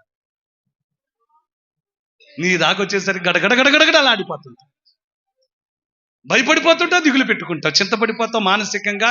ఇక వైద్యుని సంప్రదించాల్సిందే, నువ్వు మానసిక వైద్యుడిని, సైకాట్రిస్ట్ దగ్గరికి వెళ్తావు. ఏం బ్రదరు, ఎక్కడికి వెళ్ళాలి? సైకాట్రిస్ట్. దేవునికి స్తోత్రం. ఈ మాటలు నేను బలపరచాలని దేవుడు మాట్లాడుతున్నాడు. నీ గుండె జారిపోయిన అనుభవంలో నువ్వు ఉన్నావు, బలహీన పడిపోయావు, ఇబ్బందులు పాలైపోతున్నావు, తిన్నా వంట పట్టట్లా, పడుకోవాలన్నా నిద్ర రాట్లా, ఎన్ని రాత్రుల్లో నిద్ర లేని రాత్రులు గడుపుతున్నావో కదా బ్రదర్, సిస్టర్. ఈరోజు దేవుడు నిన్ను బలపరిచాడు. ఎవరు చూసుకుంటారట? ఆయనే. ఎవరు చూసుకుంటారా? యెహోవా. చెప్పాలి, అందరూ చెప్పాలి, యెహోవా ఈరే. గట్టిగా చెప్పండి, యెహోవా ఆయనే చూచుకొనును గాక. ఇక నువ్వు భద్రంగా ఉండు, చక్కగా ఉండు, చింతపడకుండా ఉండు బ్రదరు, అయ్యగారు, అమ్మగారు, చెప్పండి అందరూ గట్టిగా. చింతపడకుండా ఉందుము గాక. చింత యావత్తు నా చింతలన్నీ తీరేనయ్యా నిన్ను చేరగా, ఎంత మంచి దేవుడవేసయ్యా. ఏమైపోయాయంట? గట్టిగా చెప్పాలా? ఇప్పటి నుండి ఆ చింతలో ఏం ఏరు మందే వైరా ఏరేగా ఈ ఏరులో కొట్టుకుపోవును గాక అని చెప్పండి, గట్టిగా చెప్పండి, గట్టిగా చెప్పండి. నా చింతలన్నీ తీరేనయ్యా నిన్ను చేరగా, ఎంత మంచి దేవుడవేసయ్యా, ఎంత మంచి దేవుడవేసయ్యా. అందరూ చెప్పాలా? ఎంత మంచి దేవుడవేసయ్యా, నా చింతలన్నీ తీరేనయ్యా నిన్ను చేరగా, ఎంత మంచి దేవుడవేసయ్యా, నా చింతలన్నీ ఆమేన్ దేవుడవేసయ్యా. నాకున్న వారందరూ నన్ను పోయినాను, మరొకసారి నాకున్న వారందరూ బ్రదరు నన్ను విడచిపోయినాను, నా దేవా ఎప్పుడైనా నన్ను విడచితివా, నన్ను విడువలేదు. నా దేవా ఎప్పుడైనా నన్ను విడచితివా, నన్ను విడువలేదు యేసయ్యా. అందుకే ఎంత మంచి దేవుడవేసయ్యా, ఎంత మంచి దేవుడవయ్యా, చింతలన్నీ తీరే నిన్ను చేరగా, ఎంత మంచి దేవుడవేసయ్యా. హల్లెలూయా, గట్టిగా చెప్పండి హల్లెలూయా. ఏముంటానండి పాస్టర్ గారు, ఏమిటోనండి పాస్టర్ గారు, మీరు ఇక్కడ చెప్పినప్పుడు ఎంత ఊగిపోతానో, ఎంత ఎంత ఎంత బలంగానే మనసులో అనుకుంటాను. ఇక నేను భయపడినా, దేనికి భయపడినా బ్రదరు, ఇక దేనికి భయపడను, ఏ విషయానికి భయపడినా అన్నిటిపైన జయాన్ని ఇస్తాడు అని ఊగిపోతా ఆత్మతో నింపుడు. కానీ మందిరం విడిచి ఇక ఇంటికి వెళ్ళానా, మళ్ళీ ఏమిటో తెలియదంటే ఆవరించేస్తుంది భయం, ఆవరించేస్తుంది ఆలోచనలు, ఆవలింపుల్లాగా వచ్చేస్తాయి ఇవన్నీ బాధలు గుర్తుకొచ్చేసి మళ్ళీ నిద్ర పట్టని రాత్రులు, వంట పట్టని ఆహారం, ఇలా తయారైపోతుంది అయినా బ్రతుకు అంటావా? చెప్పరండి, ఇలాంటి సందర్భాలు నీకు ఉన్నాయా? ఈరోజైనా నువ్వు బలపడు బిడ్డ, నువ్వు చెప్పు, దేవుని యొక్క ఆత్మ పూర్ణత కలిగి ఆయన నామమును పట్టుకుని ప్రార్థించు. నాలో ఉన్న భయము నా నుండి, గట్టిగా చెప్పాలి, నాలో నుండి పోవును గాక. ఆ భయము నన్ను ఆవరించకుండా ఆ భయము పోవును గాక. చూడండి, 185 మంది పడిపోయి ఉన్నారండి రక్తం మడుగుల్లో, ఏరులాగా పారాయంట రక్తం. ప్రజలందరూ ఆశ్చర్యపడ్డారు, పిల్లలు ఆశ్చర్యపడ్డారు, ముసలోళ్ళు ఆశ్చర్యపడ్డారు, ఊరువాడు ఆశ్చర్యపడింది. ఎట్టా జరిగింది అంటే ఒక దూతను పంపించాడు దేవుడు. ఆ రాత్రి ఒక దూతను పంపించాడు. ఎవరి పక్షమున? విజ్ఞాపన చేసిన తన పక్షమున, ప్రార్థన చేసిన తన పక్షమున, దేవుని వేడుకున్న తన పక్షమున. అయ్యా ప్రభువా, చింతల్లో ఉన్నాం, బాధల్లో ఉన్నాం, ఇరుకులో ఉన్నాం, ఇబ్బందులో ఉన్నాం, శత్రు సైన్యము మా మీద ముంచుకొస్తుంది అయ్యా, మమ్మల్ని ఇదిగో మా అనేకులను మంది మార్బలం కలిగిన వారందరిని చంపేయటానికి వారి శక్తిమంతులయ్యా. తను చేసిన ప్రార్థనకు ఒక దూతను పంపించాడు దేవుడు. నీకు పంపిడా? నీ పక్షాన్ని పంపిడా? గట్టిగా చెప్పాలి, నీ పక్షాన్ని పంపిడా? నీ పక్షాన్ని పంపిడా? నీ పక్షమున దేవుడు ఉంటే ఆ కార్యం జరగదా? రాజా, చిరకాలము నీవు జీవించదుగాక, చిరంజీవై. ఈ సింహపు బోనులో ఉన్న నన్ను దేవుడు దర్శించాడు, జ్ఞాపకం చేసుకున్నాడు. నేను ఎలా కనబడ్డంట? నిర్దోషిగా నేను దేవునికి కనిపించుతుంది కనుక ఆయన ఏం చేశాడంటమ్మా, ఒక దూతను పంపించి సింహపు నోళ్లను, అది చదవండి అమ్మా మాట, చాలా అద్భుతంగా ఉంటుంది.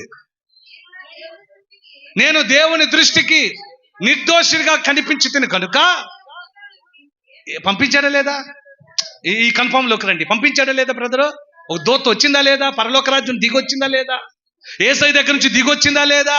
ఆయన పంపిస్తే వచ్చిందా లేదా? చెప్పాలి, అందరూ స్వరమెత్తి తల ఎత్తి ఇటువైపు చూస్తూ చెప్పాలా. ఒక దూత వచ్చిందంట. ఎక్కడికి వచ్చింది? భయంకరముగా గర్జిస్తున్న సింహము నోళ్లు తెరుచుకొని ఉన్న స్థలానికి దిగొచ్చింది, సింహాల మధ్యలోకి దిగొచ్చింది.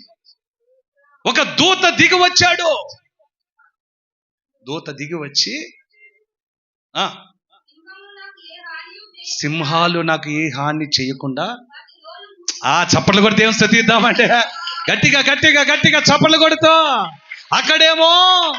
అక్కడేమో ఐగుప్తు వారందరూ అంటారు ఏమిటో తెలుసా, ఇశ్రాయేలు వారి పక్షమున మనతో యుద్ధం చేయటానికి వారి పక్షమున యెహోవా వారికి తోడై ఉన్నాడు. రండి వెళుదము, వదిలేసి వారిని మనం ఏం చేయలేము. ఆయన ఉన్నంత కాలం, వారి పక్షాన దేవుడు ఉన్నంత కాలం వారిని ముట్టలేవు. సైతాన్ గాడు అన్నాడు ఏంటో తెలుసా, అయ్యా యోబుని ఎన్నోసార్లు నేను పీడించాలనుకున్నా, ఏడిపించాలనుకున్నా, బాధలు పెట్టాలనుకున్నా, రోగం ఇవ్వాలనుకున్నా, సమాధానం లేకుండా కష్టాలు పెట్టి అష్ట కష్టాలు పెట్టి హింసించాలనుకున్నా, మరి ఏమైందిరా సైతానా అంటే, సైతాన్ గాడు అంటున్నాడు నా వల్ల కావట్లేదు. బ్రదర్ చెప్పండి గట్టిగా, నా వల్ల కావట్లేదు. ఎందుకో నాకు తెలియదు, నా వల్ల కావట్లేదు. ప్రియమైన వాక్యం వింటున్న సహోదరుడా, అదే మాట మన పక్షి ఉన్న మన దేవుని చూసి ఆ మాట సైతాన్ గాడు మాట్లాడాలి. మనల్ని ఏమీ చేయలేకపోతున్నామనే మాట రావాలి, నిన్ను కదిలించలేకపోతున్నాననే మాట రావాలి, నీ ఇంటి గుమ్మము కూడా తొక్కలేకపోతున్నాననే మాట రావాలి, నీలోకి రాలేకపోతున్నాననే మాట రావాలి, నీ ఆలోచన కూడా మార్చాలనే ఆలోచన. దేవునికి స్తోత్ర. సైతాన్ గాడు దేవునికి మన పట్ల సాక్ష్యం చెప్పాలి. ఆమేన్. సాక్ష్యం చెప్తాడా లేదా? చెప్పేంతగా దేవుని మన పక్షాన్ని ఉంచుకుందామండి. ఆయన మన పక్షాన ఉంటే ఏ భయమో, ఆయన మన పక్షాన ఉంటే ఏ శత్రువులు కూడా నిలవలేరు. ఆయన మన పక్షాన ఉంటే ఏ ఆపద మనల్ని ముంచలేదు. దేవుడికి స్తోత్రం చెప్పండి. ఆయన మన పక్షాన ఉంటే చూద్దాం 138వ అధ్యాయం 8వ వాక్యం. ఇప్పుడు 4 విషయాలు చెప్పుకున్నాం. 8వ వాక్యం 138వ అధ్యాయం 8వ వచనం, కీర్తనల గ్రంథం. అది యెహోవా నా పక్షమున ఉంటే నా కార్యము సఫలమైపోతుంది. నేను ఏది పుణుకున్నానో అది జరిగిపోతుంది అంతే. నేను ఏ అనుకున్నానో, వేటిని అనుకున్నాను, ఏ ఉద్దేశాలను అవన్నీ సఫలమైపోతాయి. చెప్పండి గట్టిగా స్వరం ఎత్తి, సఫలమైపోతాయని చెప్పండి. కార్యాలు జరిగిపోతాయని చెప్పండి. మేళ్ళు జరిగిపోతాయని చెప్పండి. ఎప్పుడో దేవుడు మన పక్షమున ఉన్నప్పుడు. ఆమేన్. దేవుడు ఒకరి పక్షాన ఉంటే కార్యాలు సఫలమైపోతాయి, మేలులు జరిగిపోతాయి. వాటంతటికి అవే మేలు జరిగిపోతాయి. నువ్వు ఆశ్చర్యపడాల్సిందే, ఎట్టా జరుగుతుంది నాకు ఈ మేలు, ఏ విధంగా జరుగుతుంది నాకు ఇది. నా తెలివి అంత పెద్ద గొప్ప తెలివి కాదు, నా ఆలోచన పెద్ద ఆలోచనలు కాదు, నాకు బలం లేదు, బలగం లేదు, ధనం లేదు, డబ్బు లేదు, ఏమీ లేదు. ఎలా జరుగుతున్నాయి ఈ మేలులో? ఆ మనుషులందరూ నా పక్షాన ఎలా నిలబడుతున్నారు? వారి మాటలన్నీ నా పక్షంన ఎందుకని నాకు ఆధారం అవుతున్నాయి? ఈ మనుషుల బలం, ఈ మనుషుల యొక్క ఆలోచనలు నాకు ఎందుకు వస్తున్నాయి? నన్ను ఎందుకు బలపరుస్తున్నాయి వారి మాటలు అంటావు నువ్వు. ఎప్పుడు జరిగిద్దో తెలుసా? దేవుడు నీ పక్షమున ఉన్నప్పుడు. దేవుడు నీ పక్షమున ఉంటే భయం ఉండదు, శత్రువులు కూడా నిలవలేరు, కార్యాలు కూడా సఫలమైపోతాయి. అలాగే ఇంకొక మాటను కూడా చదువుదాం. 118వ అధ్యాయం కీర్తనల గ్రంథం 7వ వాక్యం. త్వరగా చదవండి. 7వ వాక్యం. యెహోవా నా పక్షమున వహించి, అది యెహోవా నీ పక్షమున ఉంటే, బిడ్డ చెప్పండి, యెహోవా నా పక్షమున ఉంటే అనండి, యెహోవా నా పక్షమున ఉంటే నాకు ఆయన సహకారి అయిపోతాడా? చెప్పాలి. నా ఆశ్రయము నీవేనయ్యా, నా ఆశ్రయము నీవేనయ్యా, నా ఆధారము నీవే యేసయ్యా, నా ఆధారము నీవే యేసయ్యా. మరువలేనయ్యా నీ ప్రేమను, మరచిపోలేను నీ కృపను. స్వరమెత్తి అందరూ. మరువలేనయ్యా, అవును ప్రభువా, మరచిపోలేను నీ కృపను. కృంగిన వేళలో నేనుండినా, అవముగానే మారినా, కృంగిన వేళలో నుండినా అపహాస్యముగానే మారినా నాకున్న బలము నీవేనయ్యా. పాడాలి. నాకున్న బలము నీవేనయ్యా, నాలోని ధైర్యము నీవే యేసయ్యా, నాలోని ధైర్యము నీవే యేసయ్యా. మరువలేనయ్యా నీ ప్రేమను, మరచిపోలేను నీ కృపను. హల్లెలూయా. ఆయన ప్రేమ మర్చిపోయేదండి మనం? మన ముందు తరం ఉన్న ప్రవక్తలకు ఎన్ని మేలు చేశాడు, మన ముందు తరం ఉన్న రాజులకు ఎన్ని మేలు చేశాడు, భక్తులకు ఎన్ని మేలు చేశాడు, దేవుని ప్రజలకు ఎన్ని మేలు చేశాడు. ఈరోజు ఎందుకని నువ్వు అపనమ్మకంతో ఉన్నావు, నమ్మలేకపోతున్నావు దేవుణ్ణి? ఒక్కసారి అండి మీకు ఒక హెచ్చరిక చెప్పి ముగిస్తాను. ఎందుకు నీలో అపనమ్మకం వచ్చింది అంటే, త్వరగా నాకు మేలు జరగట్లేదండి అపనమ్మకమా, నాకు వెంటనే జరగట్లేదండి, నేను అనుకున్నది జరగట్లేదండి, ఇంకా వెనకబడుతున్నానండి, ఇంకా నేను బలహీనమైపోతాను, ఇంకా బాధలు ఎక్కువైపోయి అంటావా? భయపడక తల్లే. ఆయన సమర్థము కలిగిన వాడు. ఆయన నీ గురించి ఆలోచించట్లేదు నువ్వు అనుకుంటున్నావా? ఒకసారి చెప్పండి, నా కోసం ఆయన ఆలోచించట్లేదు అని నువ్వు అనుకుంటున్నావా? నీ కుటుంబం కోసం ఆయన ఏ ఆలోచించట్లేదు నువ్వు అనుకుంటున్నావా? లేదు లేదు బిడ్డ, ఎప్పటికీ ఆయన నీ ధ్యాసలోనే ఉన్నాడు. చెప్పాలి గట్టిగా, ఎప్పటికీ ఎప్పటికీ ఏ క్షణమైనా చెప్పాలి, నా దేవుడు నా ధ్యాసలోనే ఉన్నాడు. చెప్పండి గట్టిగా, నా ధ్యాసలోనే ఉన్నాడు. ఎప్పుడు నా ధ్యాస అయింది అని నువ్వు అనుకుంటే, మరి త్వరగా నీ పక్షాన ఆయన ఉండేట్లుగా చేసుకో, నీ పక్షాన్ని ఉండేట్లుగా నిలబడేట్లుగా చేసుకో. నువ్వు పోరాడవలసిన ప్రతి పోరాటం ఆయన చేసేట్లుగా చేసుకో. ఆ యుద్ధం నువ్వు చేయకుండా ఆయన చేసేట్లుగా చేసుకో. శత్రు మూకను హతం చేయగలిగిన నువ్వు హతం చేయకుండా ఆయన హతం చేసేట్టుగా చేసుకో. నీ పక్షంలో నిలబడి గొప్ప గొప్ప కార్యాలు నువ్వు అనుభవించేట్టుగా ఆయన ద్వారా పొందుకునేట్లుగా చేసుకో. ఒకసారి ఆలోచించు బిడ్డ, ఆలోచించు. వదిలిపెడతావా భయాన్ని? చెప్పాలండి, వదిలిపెడతావా? చెప్పాలి. వదిలేస్తావు ఇక భయాన్ని? వదిలేస్తాడని చెప్పండి గట్టిగా. ఇక ఆ భయాన్ని వదిలేస్తానని చెప్పండి గట్టిగా. చెప్పండి, నా కార్యం దేవుడు సఫలం చేస్తాడని చెప్పండి, నాకు సహకారిగా ఉంటాడని చెప్పండి, శత్రువులు అంతు పడతాడని చెప్పండి. అపోస్తలుడైన పౌలు గారు అంట, రోమిలికి రాసిన పత్రిక 8:31, దేవుడు మన పక్షమున ఉండగా నాకు విరోధి ఎవడు? గట్టిగా చెప్పండి, దేవుడు మన పక్షమున ఉంటే చెప్పాలి, ఎవడు నీకు విరోధి అవడు? అందరు మిత్రులు అయిపోతారు. ఎవడు శత్రువు అనేవాడు ఉండడు, అందరూ నీకు స్నేహితులు అయిపోతారు, నిన్ను ప్రేమించే వారిగా మారిపోతారు. ఎందుకంటే నీ పక్షమున ఉండదు ఎవరో తెలుసు, వారందరూ తెలుసుకుంటారు. ఐగుప్తు వారందరూ తెలుసుకున్నారట. రండి వెళ్ళిపోదాం, రండి సర్దుకోండి, అవన్నీ సర్దుకోండి, వెళ్ళిపోదాం. మన గుర్రాలు వెనక మళ్ళించండి, మన రథాలు వెనక మళ్ళించండి, మన ఆయుధాలన్నీ పట్టుకొని వెళ్ళిపోదాం పంటరా అంటాడు ఒకడు. ఎందుకు అలా భయపడుతున్నావు అంటారు ఆ శత్రు సైన్యంలో ఇంకొకడు. అప్పుడు వాడితో అంటాడు, ఒరే మీకు అర్థం కావట్లేదా, మన రథాలు కూలిపోతున్నాయి, మన రథ చక్రాలు ఊడిపోతున్నాయి, మన పక్షమున ఉన్న ఎంతోసారి మనుషులందరూ గొప్ప కూలిపోయి చచ్చిపోతున్నారంటే వారి పక్షమున ఉంది ఎవరు ఇంతవరకు నీకు అర్థం కావట్లేదా? స్తోత్రం చెప్పండి. లేకపోతే ఎంతసారి బలశూరులమైన మనల్ని ఎవరైనా హతం చేసినట్లుగా అసలు ఉందా దాఖలాలో? ఒక్కొక్కరిని ఎంతమంది చంపుతామో తెలుసా మనం? అలాంటి వాళ్ళు ఓడిపోతూ బలహీనలు అయిపోతూ కుంగిపోతూ పడిపోతున్నామంటే ఈ మాత్రం కూడా నీకు అర్థం కావట్లేదారా? వెళ్ళిపోదాం పండి తిరిగే అంటాడు. ఏమంటాడు తెలుసా? దేవుడు వారి పక్షాన్ని నిలబడ్డాడు. నిలబడటమే కాదు, యుద్ధం చేయటానికి కూడా సిద్ధపడ్డాడు. ఆయన ఎదుట మనం గెలవలేం. ఆమేన్ చెప్పండి. నిన్ను ముంచాలని చూస్తున్న సైతాను కూడా తిరిగి వెళ్ళిపోతున్నాడు. నిన్ను ఏడిపించాలి, అష్ట కష్టాలు పెట్టాలనుకుంటున్న సైతాను సంఖ్యలు కూడా ఇక మీదట తెగిపోవును గాక, యేసు నామములో జరుగును గాక. చెప్పాలి గట్టిగా. బలహీనపరచు రోగాలు కూడా నిన్ను నీ కుటుంబాన్ని విడిచిపోవును గాక. ఆమేన్ చెప్పు. ఎందుకంటే అంటే నీ పక్షమున నిలబడిపోతున్నది ఎవరో తెలుసా? సరే, మంచి విషయాలు విన్నాం. ఆమేన్, మంచి విషయాలు విన్నాం. దేవుడు మన పక్షం ఉంటే చెప్పండి, ఒక్కొక్కటిగా 5 విషయాలు చెప్పా.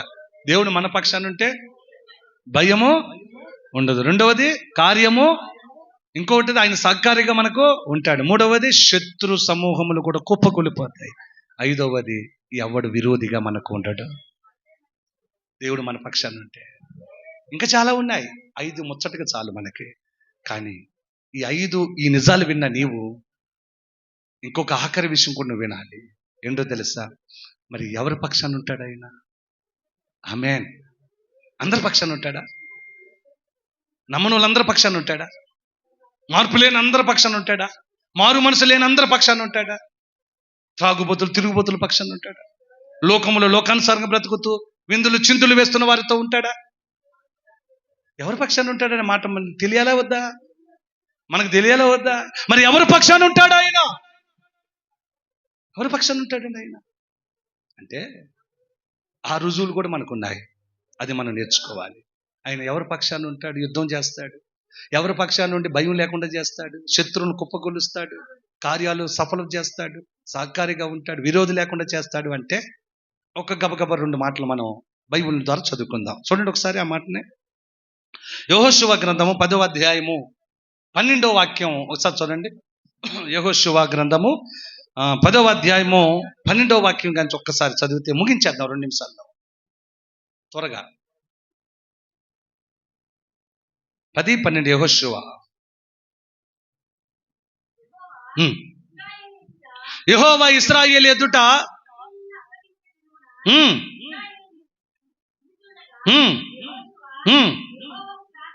అదిగో చూడండి, యెహోషువ యెహోవాకు ప్రార్థన చేసింది. చెప్పండి అందరూ. యెహోషువ యెహోవాకు ప్రార్థించాడు. ఏమని ప్రార్థించాడు? సూర్యుడా నువ్వు గిద్యోనులో నిలువుము, చంద్రుడా నువ్వు అయ్యోను లోయలో నిలువుము. మేము మా శత్రువుల మీద పగ తీర్చుకునేంత వరకు, దేవుడు మాకు తోడై ఉన్నంత వరకు మీరు అక్కడే నిలవాలి. స్తోత్రం చెప్పండి గట్టిగా. ప్రార్థన ప్రార్థన ప్రార్థన పరుల పక్షాన దేవుడు నిలబడతాడు. ఆమె చెప్పండి గట్టిగా. ఇప్పుడు చెప్పండి, ఎవరి పక్షాన ఉండి భయం లేకుండా శత్రువుల పైన అంతు పట్టి కార్యములు సఫలము చేసి సహకారిగా ఉండి విరోధం లేకుండా చేస్తాడు? అందరూ చెప్పాల్సిందే నోటి ద్వారా. రానివ్వండి, అదే మాట రానివ్వండి, గట్టిగా రానివ్వండి, స్వరం ఎత్తి చెప్పండి. ఎవరి పక్షాన్ని నిలబడతాడు దేవుడు కార్యం చేయటానికి? ప్రార్థన చేసే ప్రార్థన పక్షమున, ప్రార్థన చేసే ప్రార్థనా పరుల పక్షమున నా దేవుడు నిలబడతాడు. నిలబడతాడు. చెప్పండి గట్టిగా, నిలబడతాడు. ఇప్పటికే కనుక ఒకవేళ నువ్వు ఆయనతో కలిసి సహవాసం చేయక ప్రార్థన చేయకుండా అలాగ లోకంలో గడిపేస్తూ బ్రతికితే ఇప్పటికైనా మించింది లేదు. ఇంక నీకు ప్రాణం ఉందిగా, ఆయువు ఉందిగా, బ్రతికే ఉన్నావుగా. అయితే ఒక సమయం తీసుకుందాం. ఇప్పుడు మనం మార్పు చెందుదాం, నేర్చుకుందాం. ఏమో నేర్చుకుందాం తెలుసా? ప్రభువా ఇక నేను మంచి ప్రార్థన పరుడుగా మారుతానయ్యా. నేను ఎంత ప్రార్థన పరుడుగా ఉంటే నా సమస్యలు అంత తక్కువైపోతాయి. చెప్పండి చెప్పండి. నేను ఎంత ప్రార్థన పరుడుగా హైగా నేను వెళ్తానో అంతగా నా సమస్యలన్నీ లోగా మారిపోతాయి.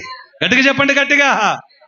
నేను ఎంత ప్రార్థన పరుడుగా ప్రార్థన పరురాలుగా ఉంటానో నా సమస్యలు అంతగా కనుమరుగైపోతాయి.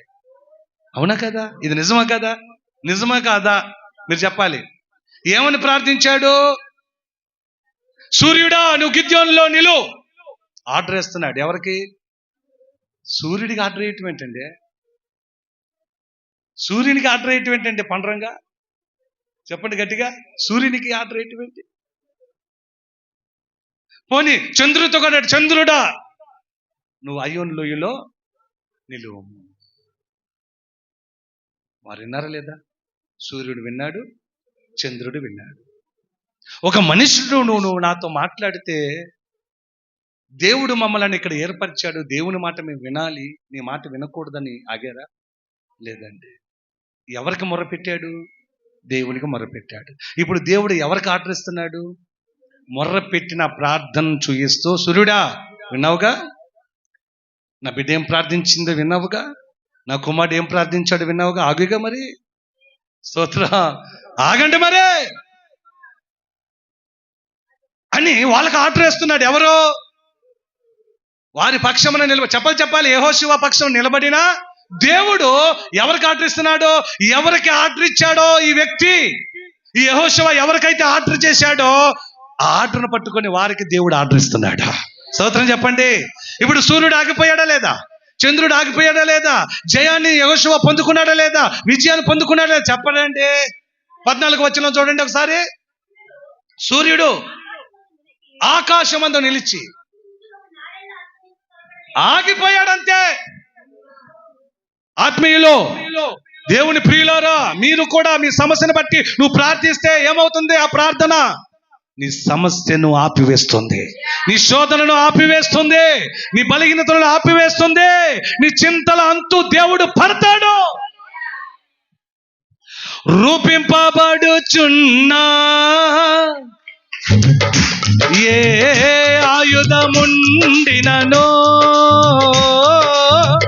రూపింపబడుచున్నా ఏ ఆయుధముండిననో నాకు విరోధమై వర్ధిల్లదు అని, నాకు విరోధమై వర్ధిల్లదు అని చెప్పిన మాట సత్యం. నా యేసు చెప్పిన మాట సత్యం. చెప్పాలందరూ, చెప్పిన మాట సత్యం. నా యేసు చెప్పిన మాట సత్యం. కృపలను తలంచుచు, కృపలను తలంచుచు ఆయుష్కాలమంతా ప్రభుని కృపలతో. ఓ హల్లెలూయా, స్తోత్రం చెబుదామా. రూపింపబడుతున్న ఏ ఆయుధము? ఇప్పుడు చెప్పండి, దేవుడు ఎవరి పక్షాన ఉంటాడు? గట్టిగా చెప్పాలి అందరూ. దేవుడు ఎవరి పక్షాన ఉంటాడు? దేవుడు ప్రార్థించే వారి పక్షాన ఉంటాడు. నువ్వేం ప్రార్థిస్తున్నావో చెవి యొగ్గి, అమ్మ వినాలి, నువ్వేం ప్రార్థిస్తున్నావో. ఎందుకంటే నువ్వు చేసే ప్రార్థన చేయాలిగా, నువ్వు వేసే ఆర్డర్లంతా కూడా ఆయన జరిగించాలిగా, నువ్వు అడుగుతున్నవన్నీ జరిగించాలిగా, నువ్వు ఏం మాట్లాడావో అవన్నీ కూడా కార్యములు జరిగించాలిగా. ఏమన్నా కదా చెప్పరండి. అందుకే నువ్వు ఎప్పుడైతే మోకాల మీదకి వచ్చి నువ్వు ప్రార్థించడానికి ఇష్టపడతావో వెంటనే ఆయన చెవి నువ్వు మాట్లాడే మాటలు పెడతాడు. ఆయన అటువైపు పెడతాడు చెవిని. దేవుడికి స్తోత్ర. నువ్వు మాట్లాడే ప్రతి మాట జాగ్రత్తగా వింటాడు దేవుడు. ఆయనకి అవసరం అది. ఎందుకంటే నువ్వు మంచి ప్రార్థన పరురాలు. ఆమేన్. నువ్వు మంచి ప్రార్థన పరురాలు. ఎవరి పక్షాన ఉంటాడు ఆయన? చెప్పండి, ఎవరి పక్షాన ఉంటాడు? ప్రార్థన చేసేవారి పక్షాన. బ్రదరో, ప్రార్థన చేసేవారి పక్షాన ఉంటాడు. అప్పుడు ఆయన కార్యాలు చేయటానికి ఇష్టపడతాడు. సూర్యున్నే నిలిపివేసిన దేవుడా. యెహోషువ ప్రార్థిస్తే చంద్రునే నిలిపివేసిన దేవుడా. నువ్వు ప్రార్థించే ఆ సమస్య, ఆ శోధన, ఆ కష్టం, ఆ జబ్బు, ఆ రోగం, ఆ ఇరుకు, ఆ అప్పు ఏం చేస్తాడు? నీ మాట విని కార్యము చేస్తాడు. నీ మాట విని నీకు సహకారిగా ఉంటాడు. నీ మాట విని నీకు భయము లేకుండా చేస్తాడు. నీ మాట విని ఆ శత్రువు అంతు పడతాడు. నీ మాట విని నీకు విరోధిగా ఎవ్వడు లేకుండా ఆయన మిత్రులుగా మార్చివేస్తాడు. ఆమేన్ చెప్పండి గట్టిగా, హల్లెలూయా. ఇవి నీ జీవితంలో బ్రతుకులో జరగాలి అంటే మంచి ప్రార్థన పరుడుగా లే, మంచి ప్రార్థన పరురాలుగా లే, మోకాల అనుభవంలోకి రా, కన్నీరు కార్చు. ఆయనకు అప్పచెప్పు, ప్రతి సమస్య అంతు పడతాడు నా దేవుడు. ఆమేన్. నేర్చుకున్నారా మంచి పాఠాన్ని? ఎవరి పక్షాన ఉంటాడు? ఇంకొకరిని కూడా చూపిద్దాం. ఇంకెవరి పక్షాన ఉంటాడు చూడండి. సామెతల గ్రంథము 22వ అధ్యాయము, కీర్తన గ్రంథం 140వ అధ్యాయం 2వ వాక్యం కూడా చూడండి ఒకసారి. కీర్తన గ్రంథము 140వ అధ్యాయము 2వ వాక్యం కూడా ఒకసారి చదువుతారా? ఎవరి పక్షాన ఉంటాడు చూడండి ఆయన.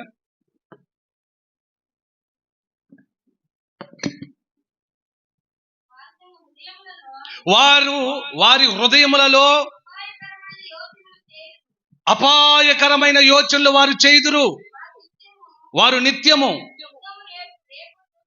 యుద్ధమును రేప చూసేటటువంటి ప్రజలు వారు. వారి నాలుకలు ఎలా నాలుకలంట? పాము నాలుకల వలె.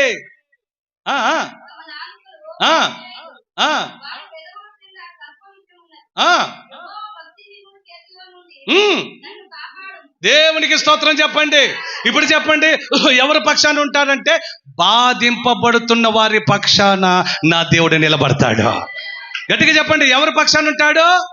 బాధింపబడుతున్న వారి పక్షాన దేవుడు ఉంటాడు. ప్రార్థన పరుల పక్షాన ఉంటాడు. ఇదిగో ఇలాంటి మాటలు కలిగిన వారి ఆ మాటల్లో బలహీనులైపోయి దిక్కు లేని తోచని పరిస్థితులు దిగజారిపోతూ భయపడుతూ వణికి చూస్తున్న వారి మధ్యన నిలబడతాడు అభయముగా నా దేవుడు. బిడ్డ నేనున్నాను, భయపడుకో. వారి మాటలు ఏం చేస్తాయి? వారి గారడీలు ఏం చేస్తాయి? వారి నాలుక కింద విషమైనటువంటి మాటలు ఏం చేస్తాయి? వారి చూపులు ఏం చేస్తాయి? నేను నీ పక్షమున ఉండగా అవి ఏమీ చేయలేవు. ఎవడి కన్ను దృష్టి నీ మీద రాదు, ఎవరి మాట నిన్ను బలహీనపరచదు, ఎవడి చూపు పడదు. ఎందుకంటే బాధించు వారి పక్షమున దేవుడు నిలబడతాడండి. అయ్యా, ఎవరి పక్షాన్ని నిలబడతాడు? బాధించు వారి పక్షాన, బాధింపబడుతున్న వారి పక్షాన. మనం అనుకుంటాం, అబ్బా ఎంత బాధ వచ్చింది కదా ఆ కుటుంబానికి అంటాం. లేదండి, ఆ బాధపడుతున్న వారి పక్షాన దేవుడు దిగి రాబోతున్నాడంటే. ఆమేన్. నువ్వు సహకారిగా లేకపోయినా, నీ అండదండల వారికి లేకపోయినా, ఎవరు నీ పక్షాన్ని నిలబడకపోయినా నా దేవుడు వారి పక్షాన్ని నిలబడతాడు. గట్టిగా చెప్పు, వారి పక్షాన ఉంటాడు, ఎప్పటికీ నిలబడతాడు. ఆయన ఏడుస్తున్న వారి పక్షాన్ని నిలబడతాడు.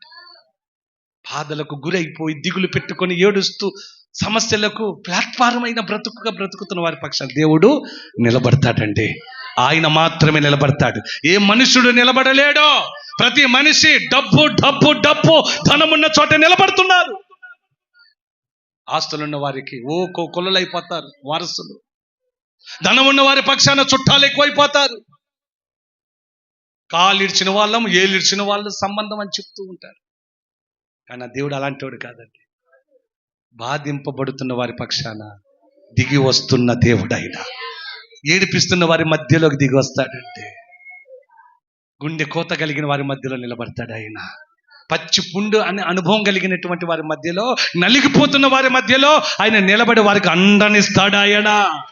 ఎలాంటి దేవుడు? పక్షిరాజు వలె వారిని మోస్తారు. ఏ మనుషుడు వారి పక్షాన్ని లేకపోయినా, నువ్వు లేకపోయినా బిడ్డ, నీవు లేకపోయినా కుమారుడా, నువ్వు లేకపోయినా తల్లి, ఆ దేవుడు ఉంటాడు. చాలా మంది తల్లులు ఏడుస్తూ ఉంటారు. చాలా మంది కుటుంబాల్లో పిల్లలు ఏడుస్తూ ఉంటారు. కుటుంబంలో పెద్దలు ఏడుస్తూ ఉంటారు. ఆ సమస్యను బట్టి, ఆ శోధన బట్టి, ఆ ఇరుకును బట్టి, ఆ కష్టాన్ని బట్టి ఎవరు అండదండలు లేకలేకపోతున్నారే అని బాధపడుతున్న వారి పక్షాన ఎవరుంటారో తెలుసా అండి? ఆ దేవుడు ఉంటాడండి.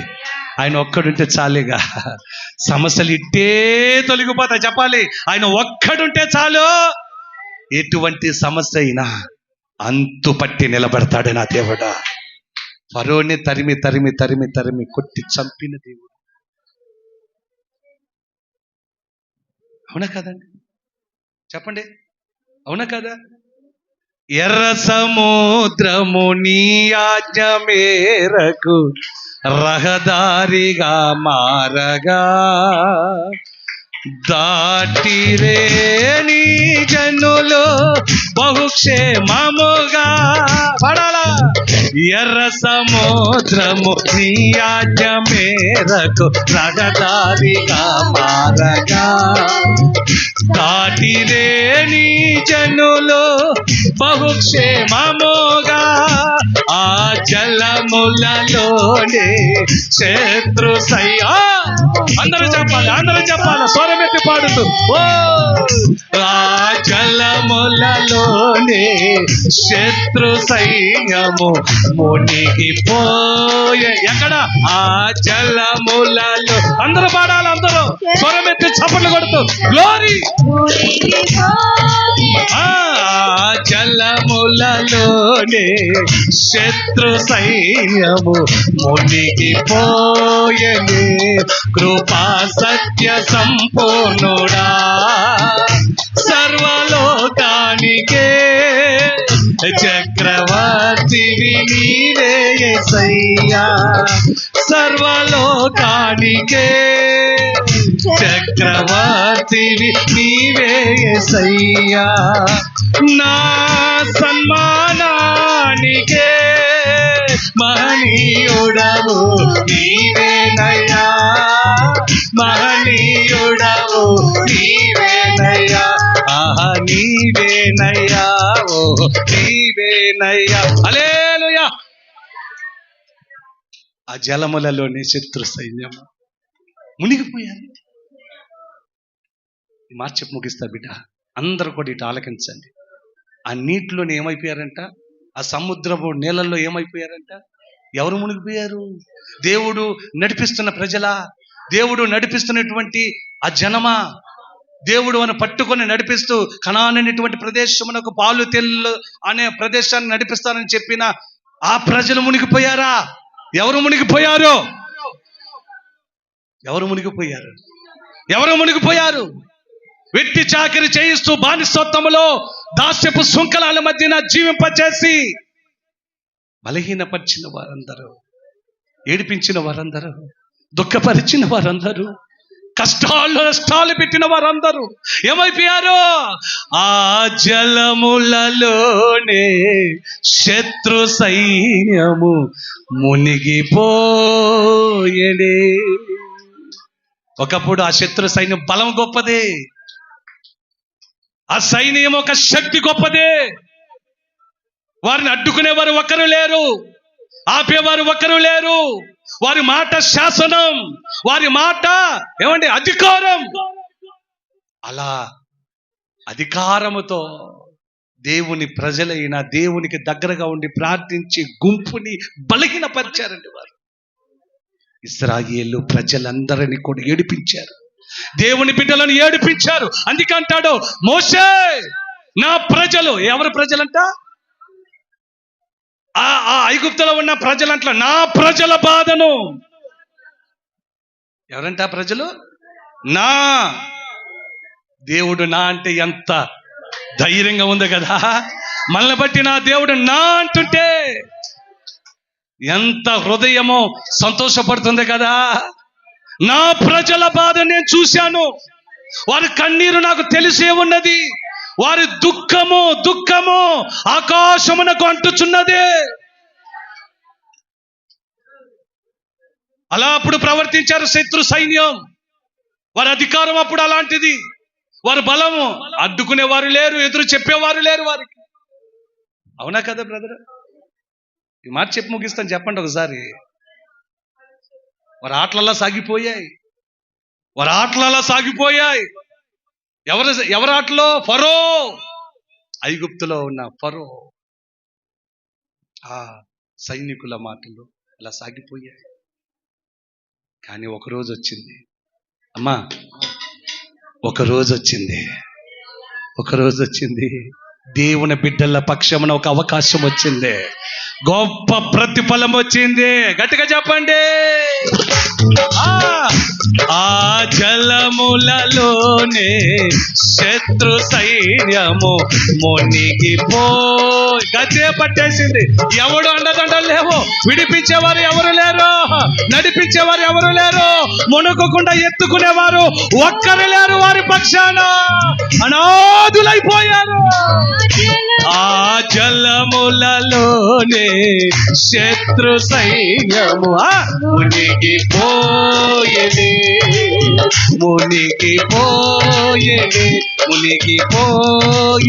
హల్లెలూయా. బిడ్డా, విర్రవిగుతున్నాడా సైతాను? నా చేతిలో నిన్ను విడిపించేవాడు ఒక్కడే లేడు అంటున్నాడా? వాడికి చెప్పు, మోకాలి చెప్పు, కన్నీరు కార్చి చెప్పు, ప్రార్థించి చెప్పు, నా పక్షమున దిగి రాబోతున్నవాడు నజరేయుడైన యేసు అని.